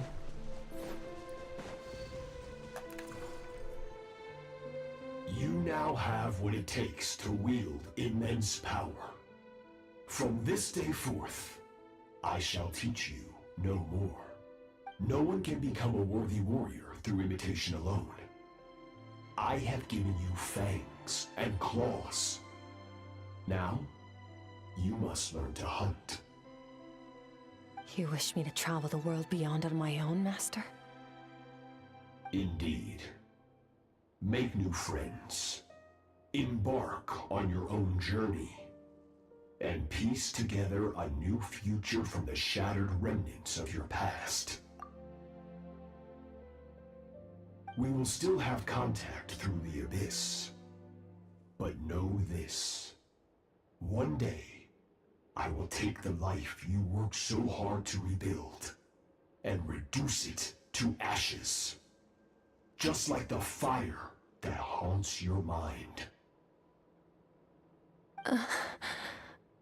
Why do you do that? I have told you before, fear is the catalyst for human evolution. You have tasted loss. You have known fear so deep it can be felt in the bones. But as living beings, we all have an instinct to detach from that which harms us. And thus pain dampens over time. And the acrid taste of fear becomes but a distant memory. Yet now, I have bestowed upon you the gift of fear eternal. It will drown you in the nightmare of your childhood, or it shall drive you to defeat me, whatever the cost. That figure next to Skirk looks familiar. Right. I saw the same figure during the battle against the all-devouring narwhal. The same figure during the battle against the all-devouring narwhal? Really? That is what Skirk's master, the foul Sertologi, looked like at one point in time. At one point in time, so he can change form? Of course. As a higher being, physical form is a triviality to him. He could appear as a beast, a human, or even a monster that defies description. The form you see him in here, clad in abyssal armor, is the one he usually wears. Stars. I used to think Sertologi and Skirk were just master and disciple, like Skirk and Child. Now I see why Skirk chose to distance herself from humanity. Sertologi told her to put down roots here, while at the same time threatening to destroy whatever life she managed to create. For certain reasons, I need to bridge the power gap between me and my master as quickly as possible. But first, I need to understand the source of his strength. To do that, I need to follow in his footsteps, walk the path he once walked, and somewhere along the way, I'll find out how to defeat him. That is my sole focus and purpose. So that's what she meant, but I still don't understand why Sertologi would do that. From what he said, I didn't pick up on a conflict between them. I'll let you in on a little secret. The real Sertologi is terrifying. The scope of his power is impossible to understand until you experience it firsthand. It is absolute. The power to crush all things. Shall we keep going? Let's see. We're about halfway there. You're lying. We're definitely not halfway there, you jerk. Stop teasing me.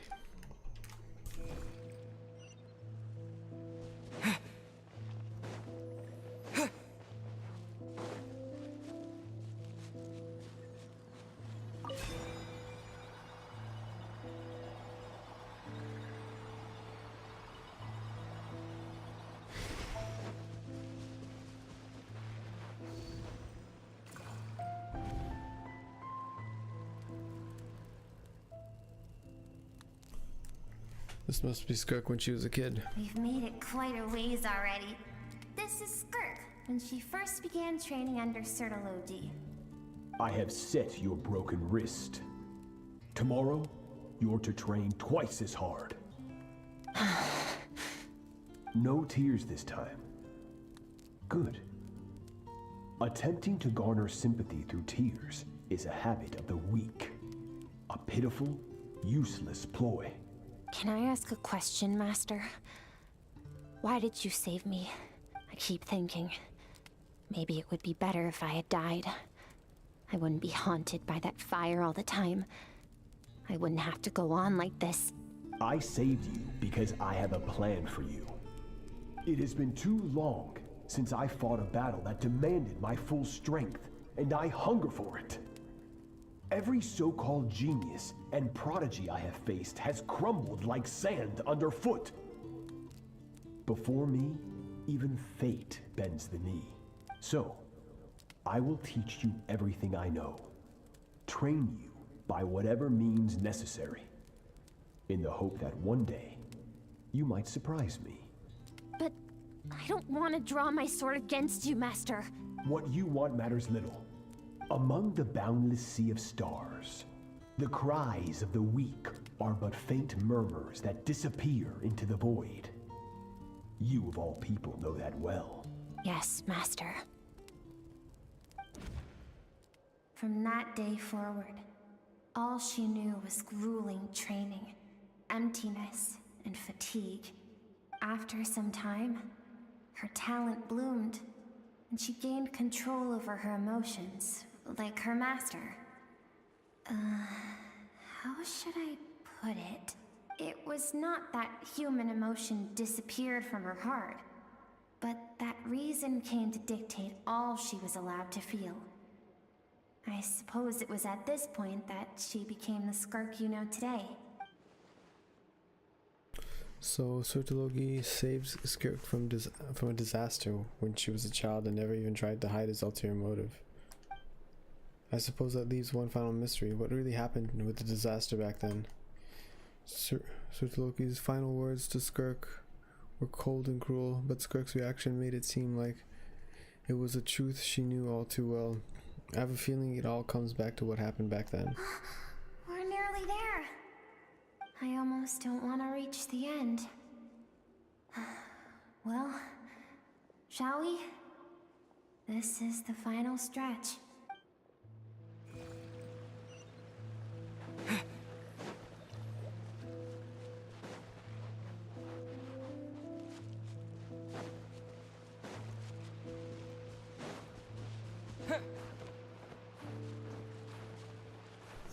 Nice. Being defeated by this tiny surface. That should be. Wow. Come on, buddy. Jeez.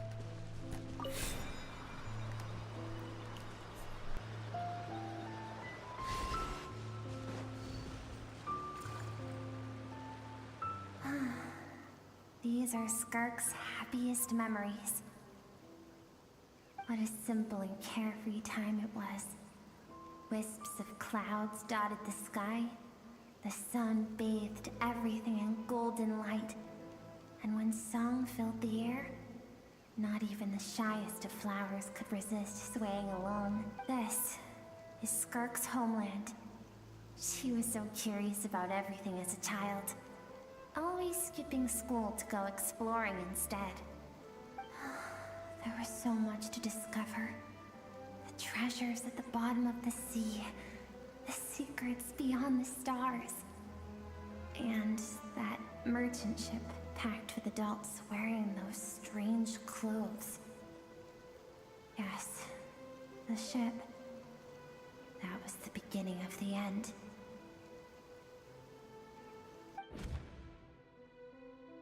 It was a spaceship. When it arrived, the people that disembarked wore smiles on their faces and spoke of friendship. They claimed to be merchants from a neighboring planet, looking to establish trade. Skirk's parents, her relatives, her neighbors, everyone welcomed the newcomers with open arms and allowed them to explore the planet. To them, the visitors were guests and should be treated with hospitality. No one had any idea of what was to come. Several months later, an army of unknown origin arrived without warning and carried out a ruthless campaign to destroy everything and everyone on the planet. Skirk had skipped school that day, like so many times before, so she was not caught in the immediate wave of destruction. But when she came home that day, Only fire and ruin awaited her. Countless people cried out to her for help. People she knew and loved. Friends and relatives. The little girl who lived next door. The shop owner with the bad leg. The bad-tempered teacher she had made fun of just that morning. Their lives were discarded like worthless trash as the fire consumed one life after another. Skirk was helpless. All she could do was run. And so she did. She kept running until an unexpected figure crossed her path. If Sertology hadn't been there in that moment, the fire would have claimed her life too. And there she would have remained, left to rot in the scorched earth, with no answer as to why any of this was happening. Okay, but why was Sertology there? Doesn't make any sense. He's supposed to be dealing with Chimerian affairs, right? So why did those people destroy her homeland? Because she and her people were seen as a threat. A threat? Did they do something bad? As the initial merchant ship explored the planet, they discovered that it hadn't always had the condition to support life. Yet there was evidence of human activity, even during the periods of extreme heat or cold in the past. Further research revealed that, over time, the people of this planet had evolved the ability to adapt to any type of environment or energy source. For that reason, the outsiders viewed them as a potential threat, and decided to eliminate them before the threat could rear its head. And so, the army was called, and the so-called danger was wiped from the face of the planet. Just because of speculation? All those innocent people. Senseless, isn't it? Deemed a threat because of a gift they didn't even know they had. Perhaps it was their own innocence and kindness that doomed them. But in the end, that was lost to the blaze as well. If those with power get to decide good and evil, then all you can trust in is the sword in your hand. And so, before death could claim her, she ran. She ran and never stopped.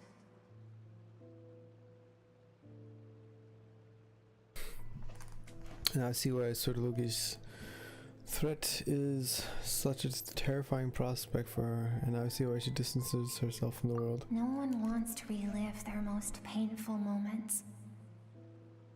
Well, that brings us to the end of the story. This is as far as we can go. Skirk is waiting over there.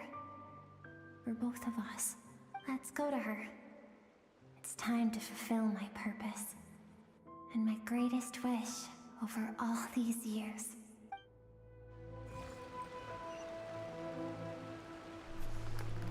Okay.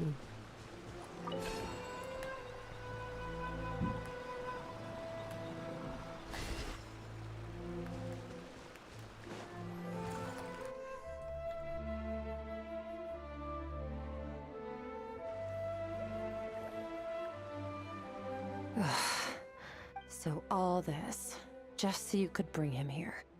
I have things to say to you. Well, to me. I want someone to witness our reconciliation, even if it takes an argument to get there. And he is the best choice in this moment. Wait, then you must be... Her suppressed emotional self. The version of herself she keeps locked in the recesses of her mind, stifled by reason. All those rejected impulses, those discarded aspects of your past selves, they are a part of me now. I am who you used to be. Someone you have refused to face for too long. So, I came to face you instead. You're wrong. I've faced you all along. And that's exactly why I keep you locked here. Your existence makes me weak. Moments of joy and longing are when we are most vulnerable. Don't forget, it was a penchant for goodness over reason that doomed our homeland in the first place. The vastness of the universe renders everything insignificant. Our feelings most of all. Even so, learning from the mistakes of the past doesn't have to mean erasing everything. Strip yourself of your so-called weaknesses, emotions like kindness and empathy, and what makes you any different from the ruthless soldiers who slaughtered our people? The difference is that I'm doing what is right, what is necessary. I allow you to exist, but with limited freedom. That is the greatest kindness I can offer. I have shouldered everything you couldn't carry. I rose above the numbness and emptiness, and it was cold, unfeeling reason that brought me this far. It made me who I am. It made me strong.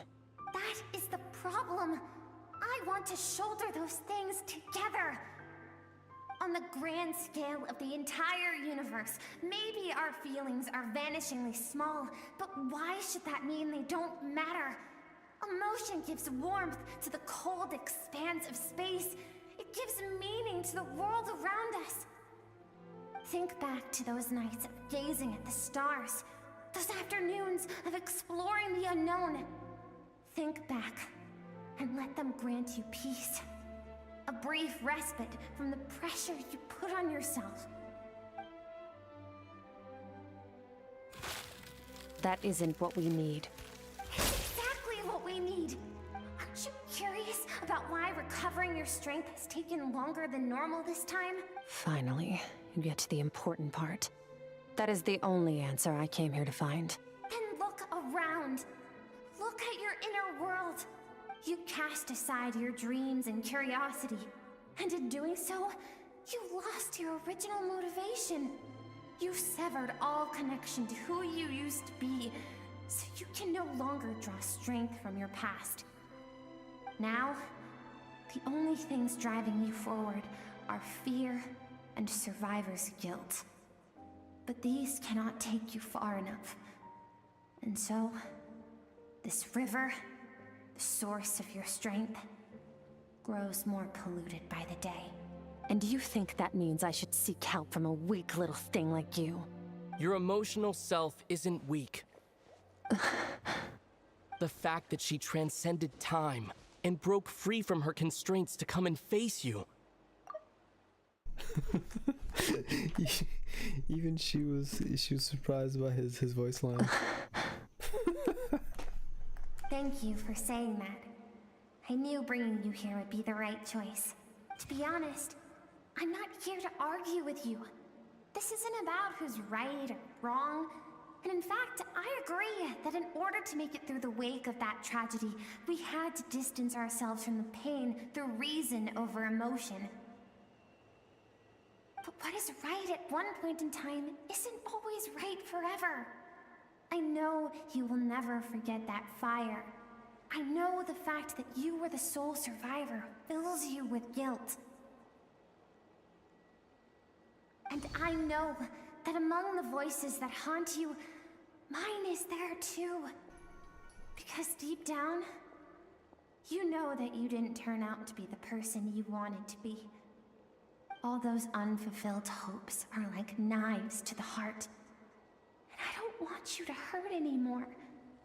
So even if you can't accept me, I hope, at least, that you can let go. I keep thinking, maybe it would be better if I had died. I wouldn't be haunted by that fire all the time. I wouldn't have to go on like this.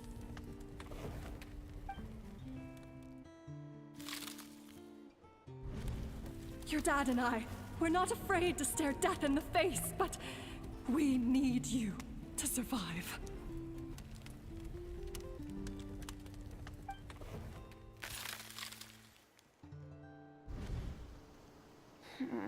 I'm sick of being a kid.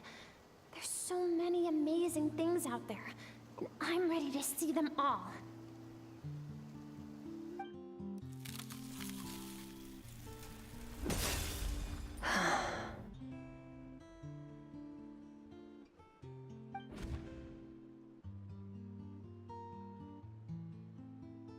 I remember.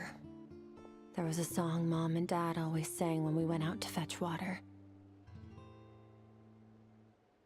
Dancing water. The sand along your path is begging for your song and movement. Will you carry this burden with you on your journey? I am not the dancing water, and you are not the burdensome sand. But if this is your wish, then I will carry you with me until the end.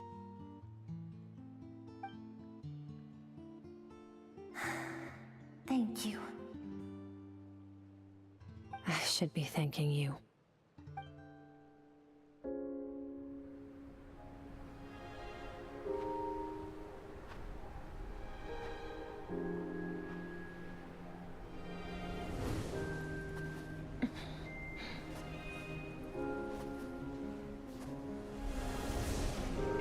Run, Skirk, run! Remember, leave no one alive! Heed my words, Skirk. Let fear take root in your soul. Did you survive? Why was it only you? Skirk, did you become a positive light in this world?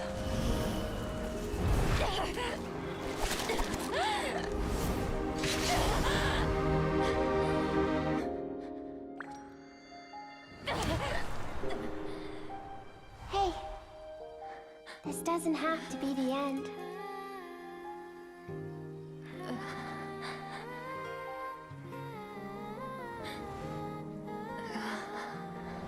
Life is a gift. Don't let darkness claim it.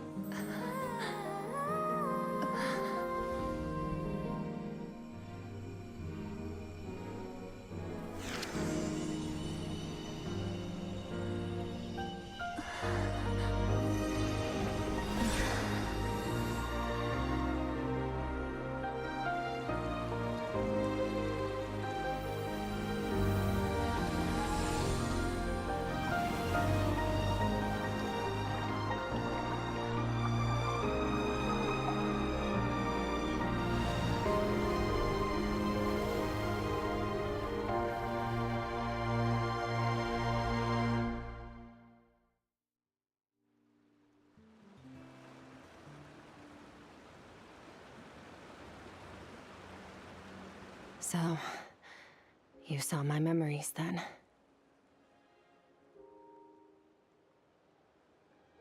I once asked my master if survival of the strongest was the law of the universe.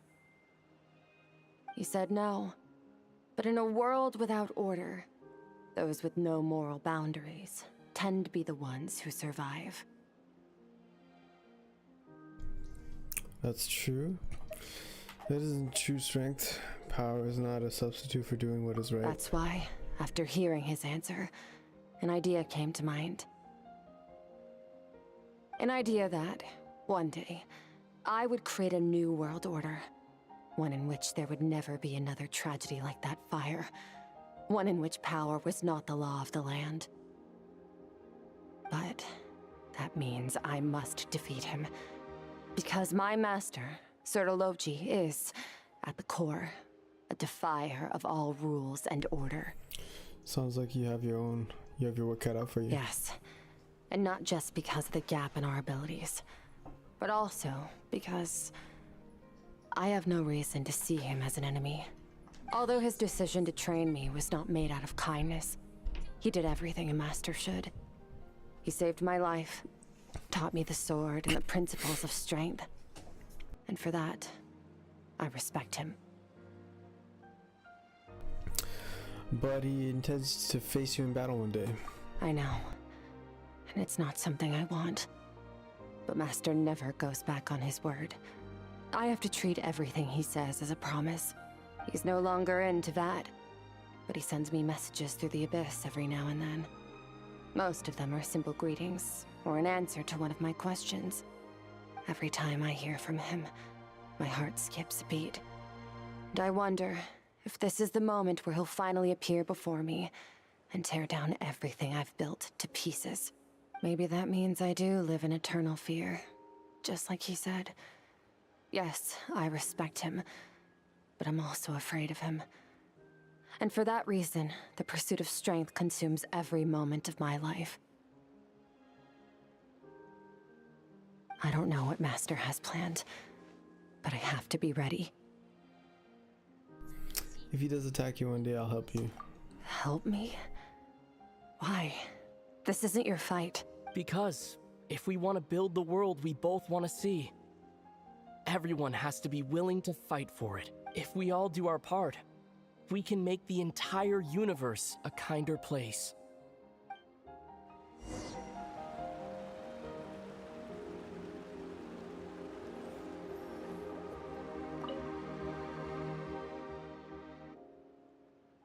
Skirk gazes into the distant sky. There's nothing else to do here. Should I leave? Don't leave yet. Do we have a chest somewhere? Ow. Crack my neck.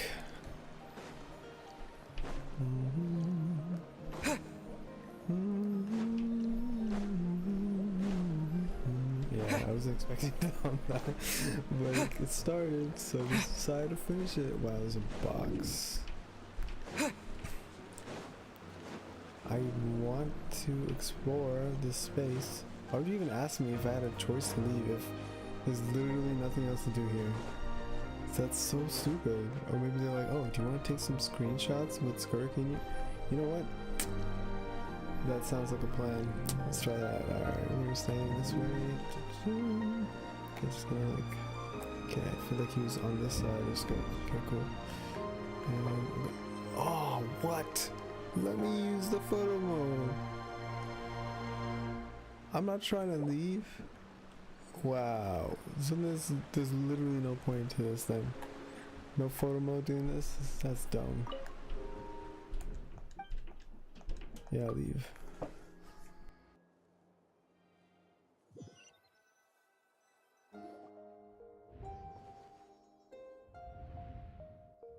Oh, you're finally awake! Honestly, Paimon was gone for like 2 seconds and then she comes back and finds you both unconscious? Oh, you scared Paimon half to death. You're both okay, right? What does it look like?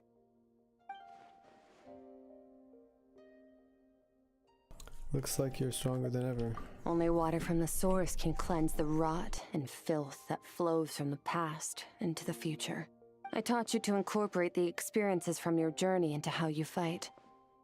I suppose what happened today will become an inseparable part of who I am. Nice, that lighting switch was smooth. Okay, so Paimon feels like she's missing some important context. But whatever. Paimon brought back tons of delicious snacks. Let's dig in. The three of you enjoy the snacks. All right. It's about time we finished what we started. We're gonna deal with this thief for good, right? Finally, let's show them what we're made of. This time, I'm not going to tell you to hold back.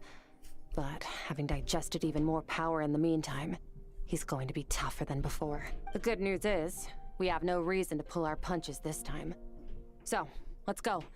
Same place as last time.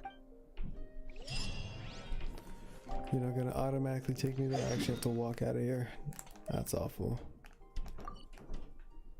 Okay. Let's see what's in here. Can we take a... Yeah, we can take screenshots in here. The Baiju's off.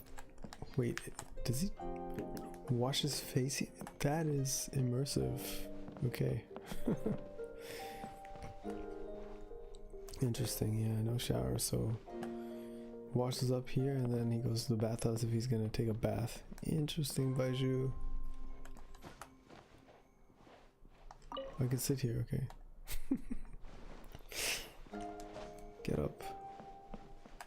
I can sit here too. And here. And here. Okay, let's get out of here. Jeez.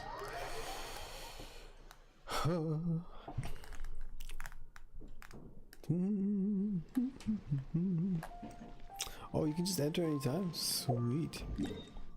We'll call this Boo Boo Pharmacy. I have to mark this stuff down. It's a Boo Boo Pharmacy.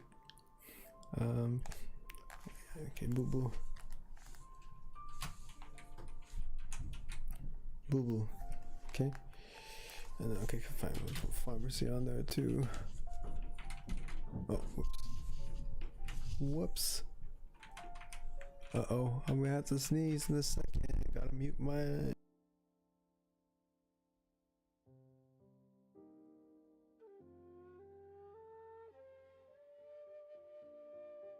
Holy moly. Whew. Okay, Boo Boo Pharmacy done.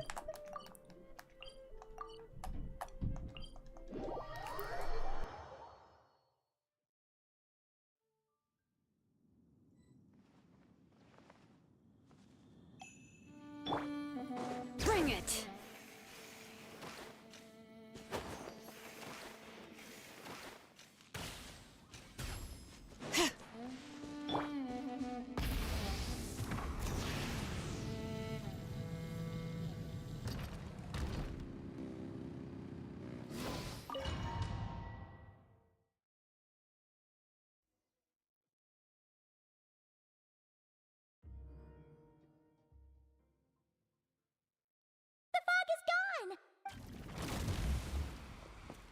I was right, it is him.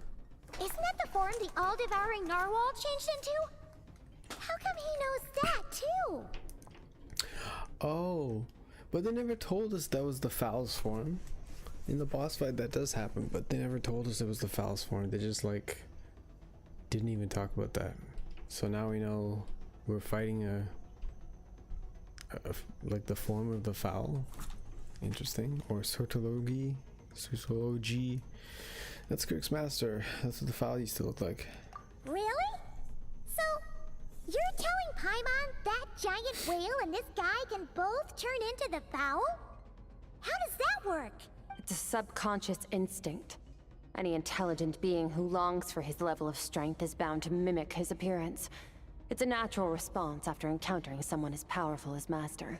To them, he represents ultimate power. We know the person before us has encountered Master, and we know he stole a portion of my power. So it's not surprising that he would assume this form.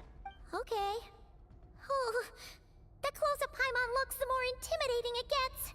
Nervalette isn't here this time, so it's up to us. He won't have the nerve to steal again after we're done with him. Let's teach this guy a lesson.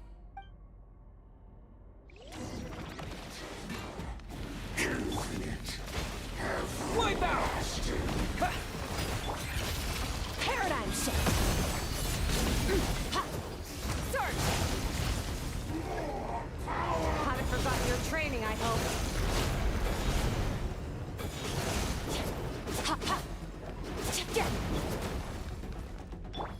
Go!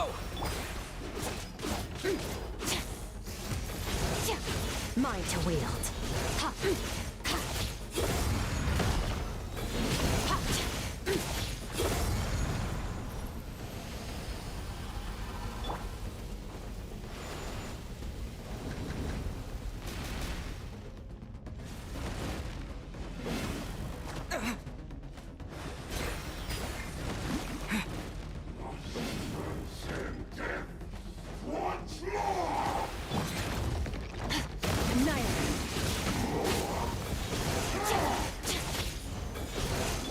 Bombs away!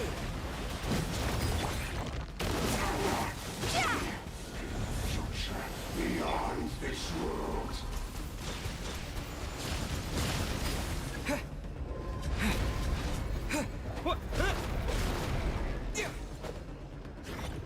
Go!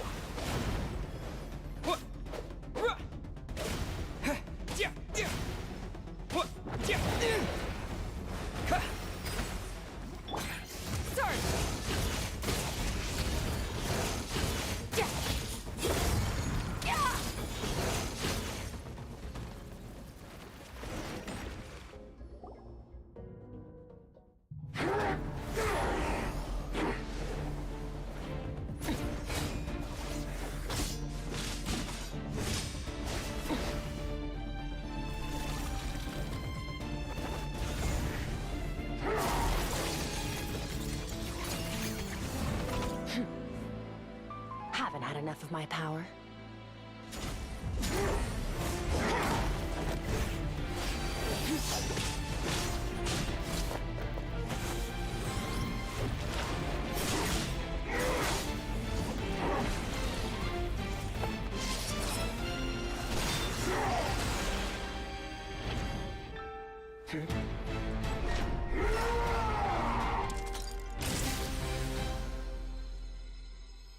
Well then, let's see how much more of this power you can handle.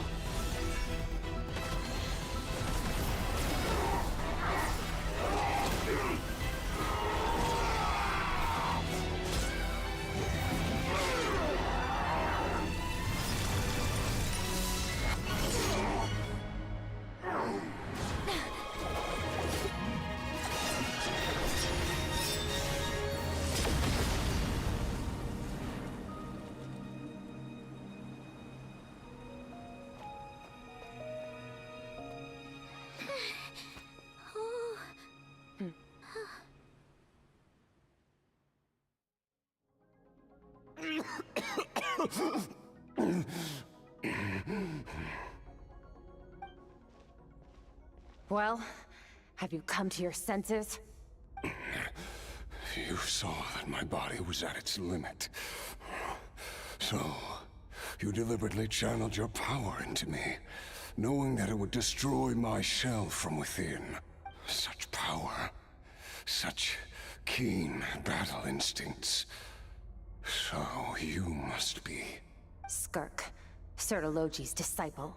How long has it been?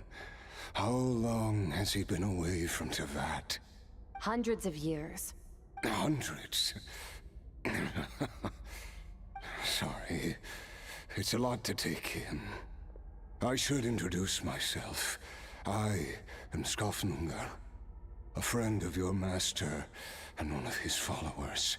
This is the first time I've heard your name, Skirk. But hundreds of years ago, I knew you existed. And I knew you would come here. Hundreds of years ago? Sounds like you and Master have quite the history. Care to tell us about it? Of course. Might as well take advantage of a clear head while I can. The story starts a long, long time ago. I was born into a noble family in Conria. As the eldest son, I was set to inherit our title. But I contracted an incurable illness as a child, and everyone gave up on me. Another cliche. Nice. I trained the sword harder than anyone else, defeated all of my peers. But it was all in vain. When other people looked at me, all I saw in their eyes was pity, or a strange glee in my misfortune. Even my parents were just waiting for me to die. Over time, my heart hardened, and I became aimless. That was the point where I met your master, Sertologi. We were similar in age, but different in background. He was born in prison, the son of criminals who had been sentenced to death. He spent his childhood wandering the streets, facing more criticism than the literary works in the Universitas Magistrorum. Yet, he always wore a smile on his face, as if kindness and malice were one and the same, and he could not see the difference. I still remember what he said to me when we first met. You need to fight to survive. Even if it's a losing battle, it should light a fire under you. How can you sit back like this and go down without a fight? That does sound like something he would say. He was the first to acknowledge that I was worth something, and he inspired me to keep going. When we sparred together, it was the first time I'd actually felt the thrill of combat. When I was 10, he stole forbidden research materials and managed to cure my illness. It was like there was nothing in this world he couldn't accomplish. When it came to the human form, he was always intent on pushing the boundaries of possibility. My bad. I got distracted. I was barely paying attention. Oh, okay. Over time, my heart hardened. I became aimless. Okay, we were similar in age. Yep. He always wore a smile on his face as okay. He spent his childhood wandering around the streets, facing more criticism than the literary works in the universes of Magistrorum. Cool, whatever. He was ostracized too. As if kindness and malice were one and the same, and he could not see the difference. Okay. I still remember what he said to me when we first met. You need to fight to survive, even if it's a losing battle. It should light a fire under you. How can you sit back like this and go down without a fight? That does sound like something he would say. He was the first to acknowledge that I was worth something, and he inspired me to keep going. When we sparred together, it was the first time I actually felt the thrill of combat. When I was 10, he stole forbidden research materials and managed to cure my illness. Okay. It was like there was nothing in this world he couldn't accomplish. When it came to the human form, he was always intent on pushing boundaries of possibility. The boundaries of possibility. Okay. But somewhere along the way, I fell behind. My talents were nothing compared to his. And at some point, I realized he had pulled so far ahead, I was too embarrassed to even ask him to spar. After his grand endeavor was successful, he sought me out and said to me, "This planet no longer holds anything of interest to me, so I'm leaving. But first, I have an offer. I can use a power I have just refined to break the curse of immortality for you. Your death was once what we worked so hard to prevent. But the immortality you now face is a different kind of pain altogether." I'll pass. Immortality doesn't sound so bad to me. Since I can't die, it means I have an infinite amount of time to get stronger. Maybe I'll finally catch up to you one day, and we can spar like we used to. Are you sure? I cannot say when I will return. Your body, or rather, your soul, might not be able to withstand this curse. All I can do is try.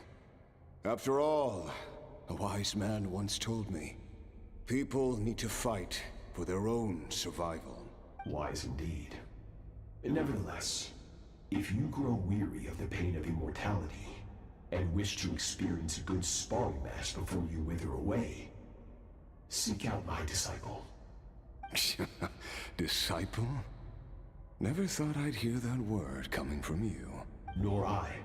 But Betwixt said I was destined to find a disciple out there in the universe, and bring her to Tibet. You know as well as I, Betwixt's prophecies are never wrong. Well, now I'm curious about who this disciple of yours will be. All Betwixt said was that one day, the stars shall bow in her honor.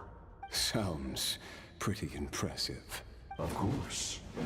Only the most outstanding people would have the right to become my disciple. Still self-assured as ever, I see.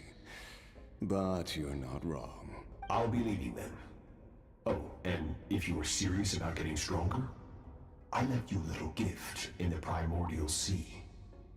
As I've said before, walk whatever path you want. Freedom means even the wicked get to make their own choices. Waiting for me in the primordial sea was the all-devouring narwhal, already beaten into submission by Sertologi.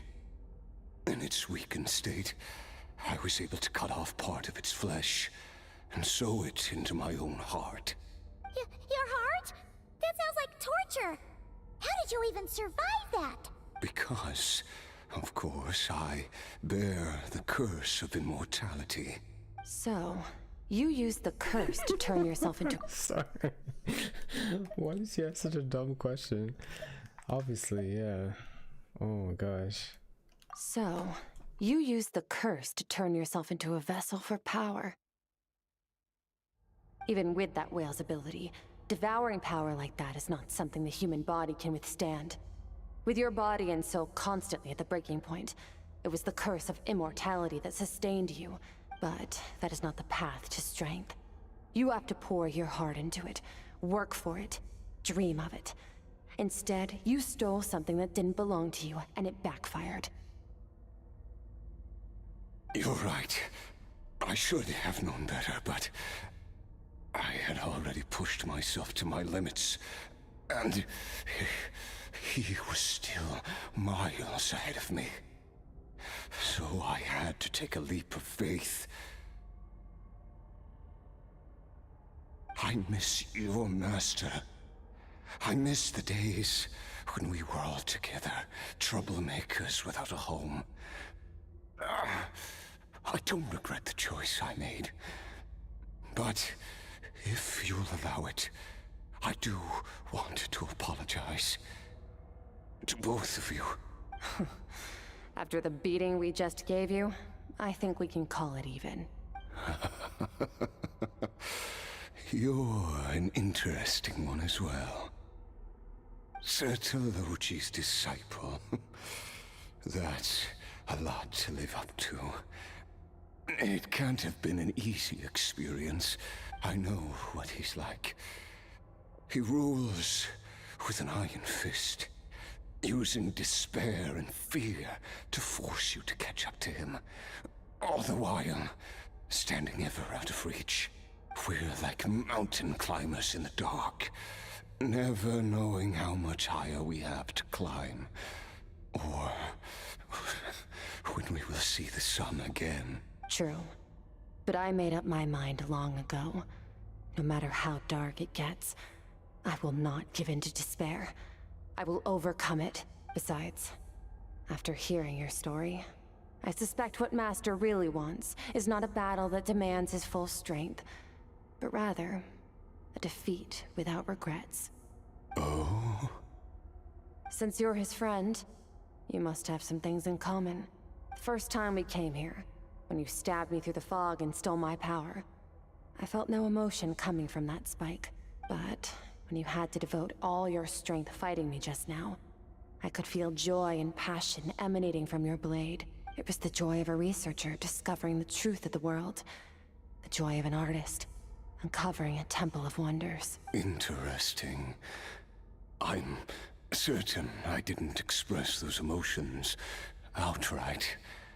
Yet you were able to read them from my blade. Like a glimpse into my inner world. You're right.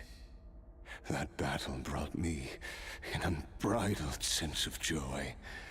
And my defeat brings me no regret whatsoever. Exactly.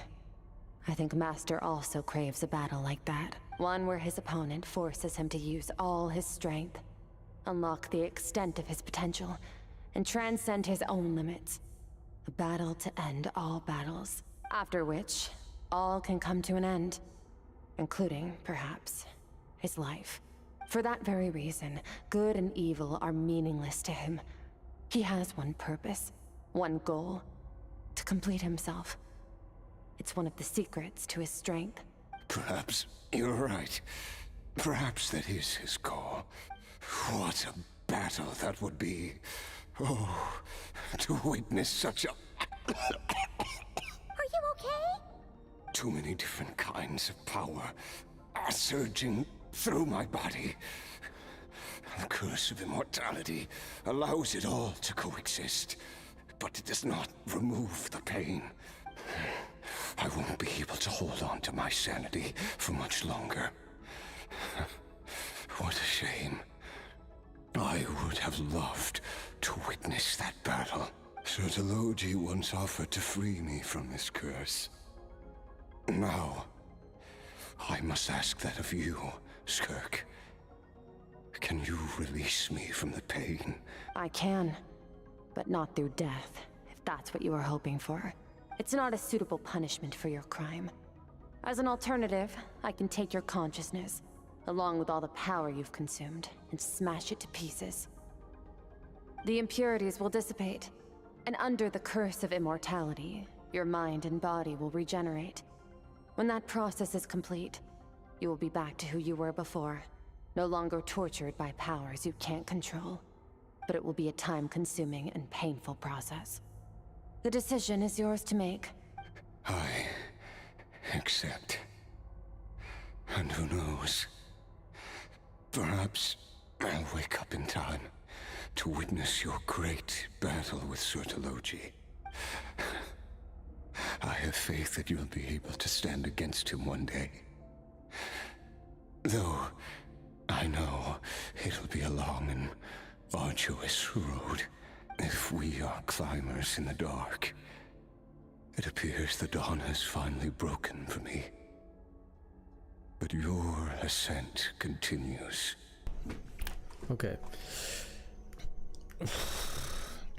With the prophecy mentioned about Skirk, they're kind of trying to make her into like a main character, like more main than the Traveler. So what are they trying to do? Like a spin-off game or like a spin-off, maybe like a visual novel? Like what are they doing? I don't know what they're doing. At least it looks like you are not alone on your journey. I will reach the top of this mountain, no matter what it takes. And you, Skofnunger, will be my witness at the end of all things. That's finally over. Let's get out of here. Huh! At least we don't have to make a mad dash for the exit like last time.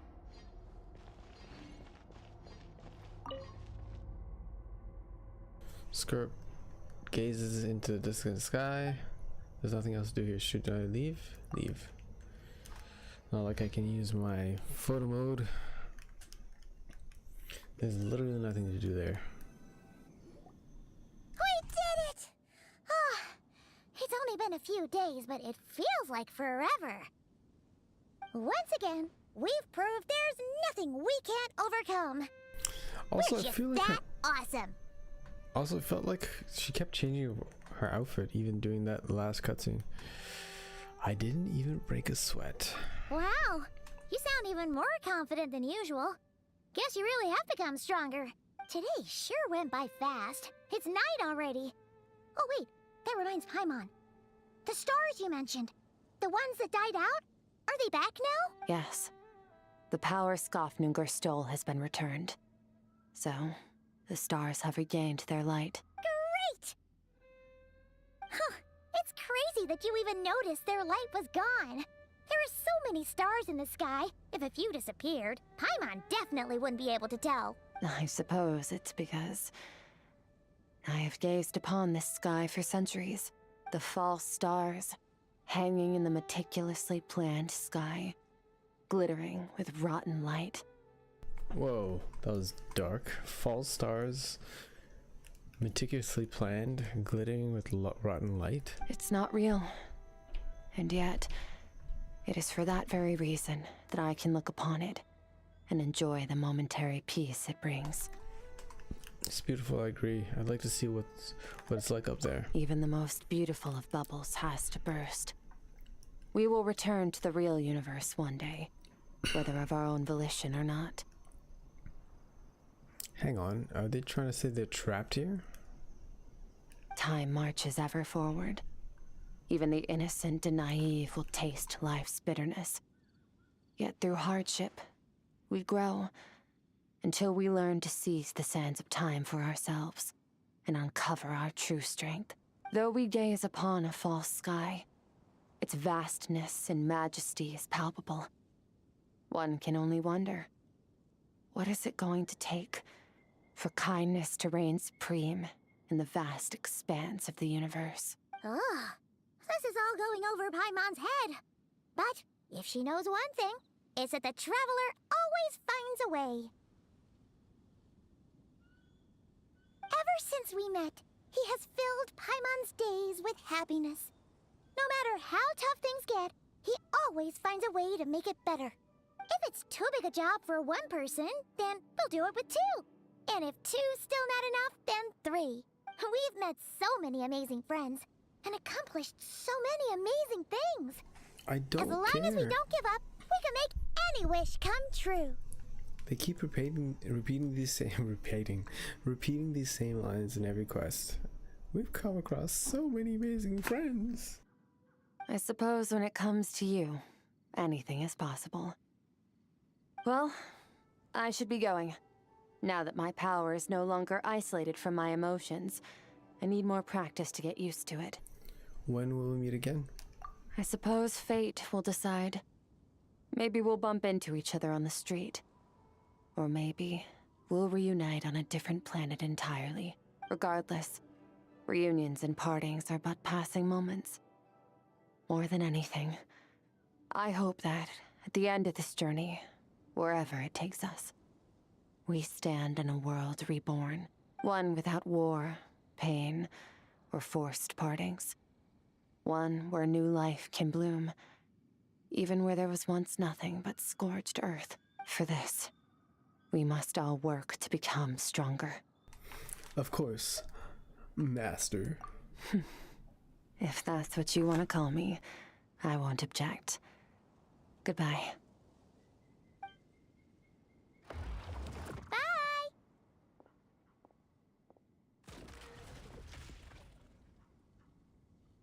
Is it just Paimon, or is she being nicer than before?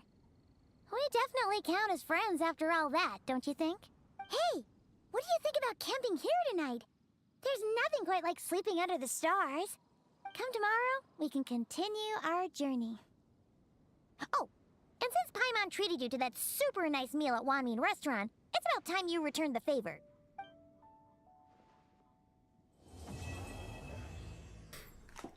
Okay, we have completed this quest.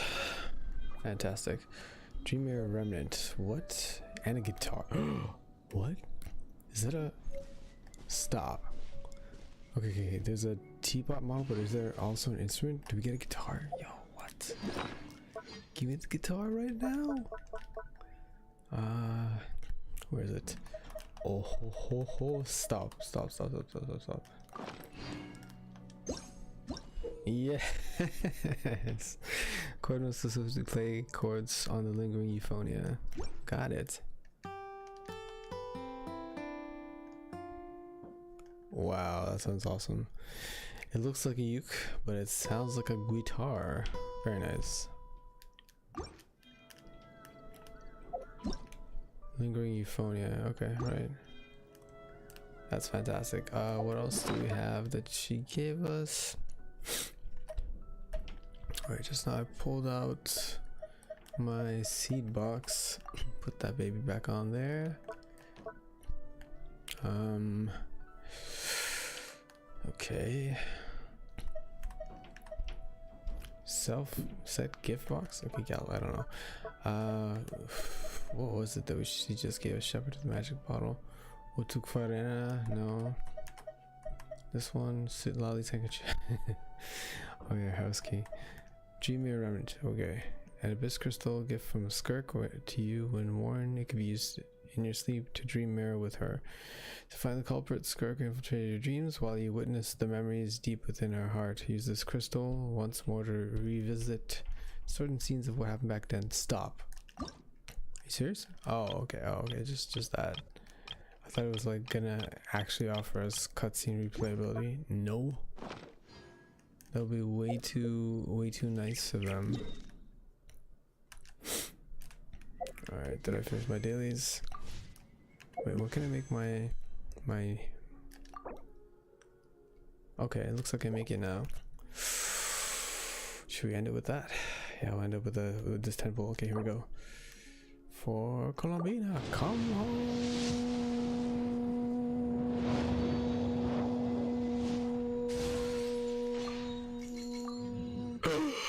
She did. Yo, you see it right here. You seen it right here, guys. Let's go. Finally, I have a character that can unlock all the meta in this. Yo, let's go. Oh my gosh. So that's my new wish ritual. I have to yell, let's come home. Alright, fantastic. Let's see what that looks like. I'm gonna toss you in here. Swap her. I barely use Milani. She's kind of just in the party to apply Hydro once in a blue moon. Okay, where is she? Colombina. Colombina. I will follow where you lead. I will follow where you lead.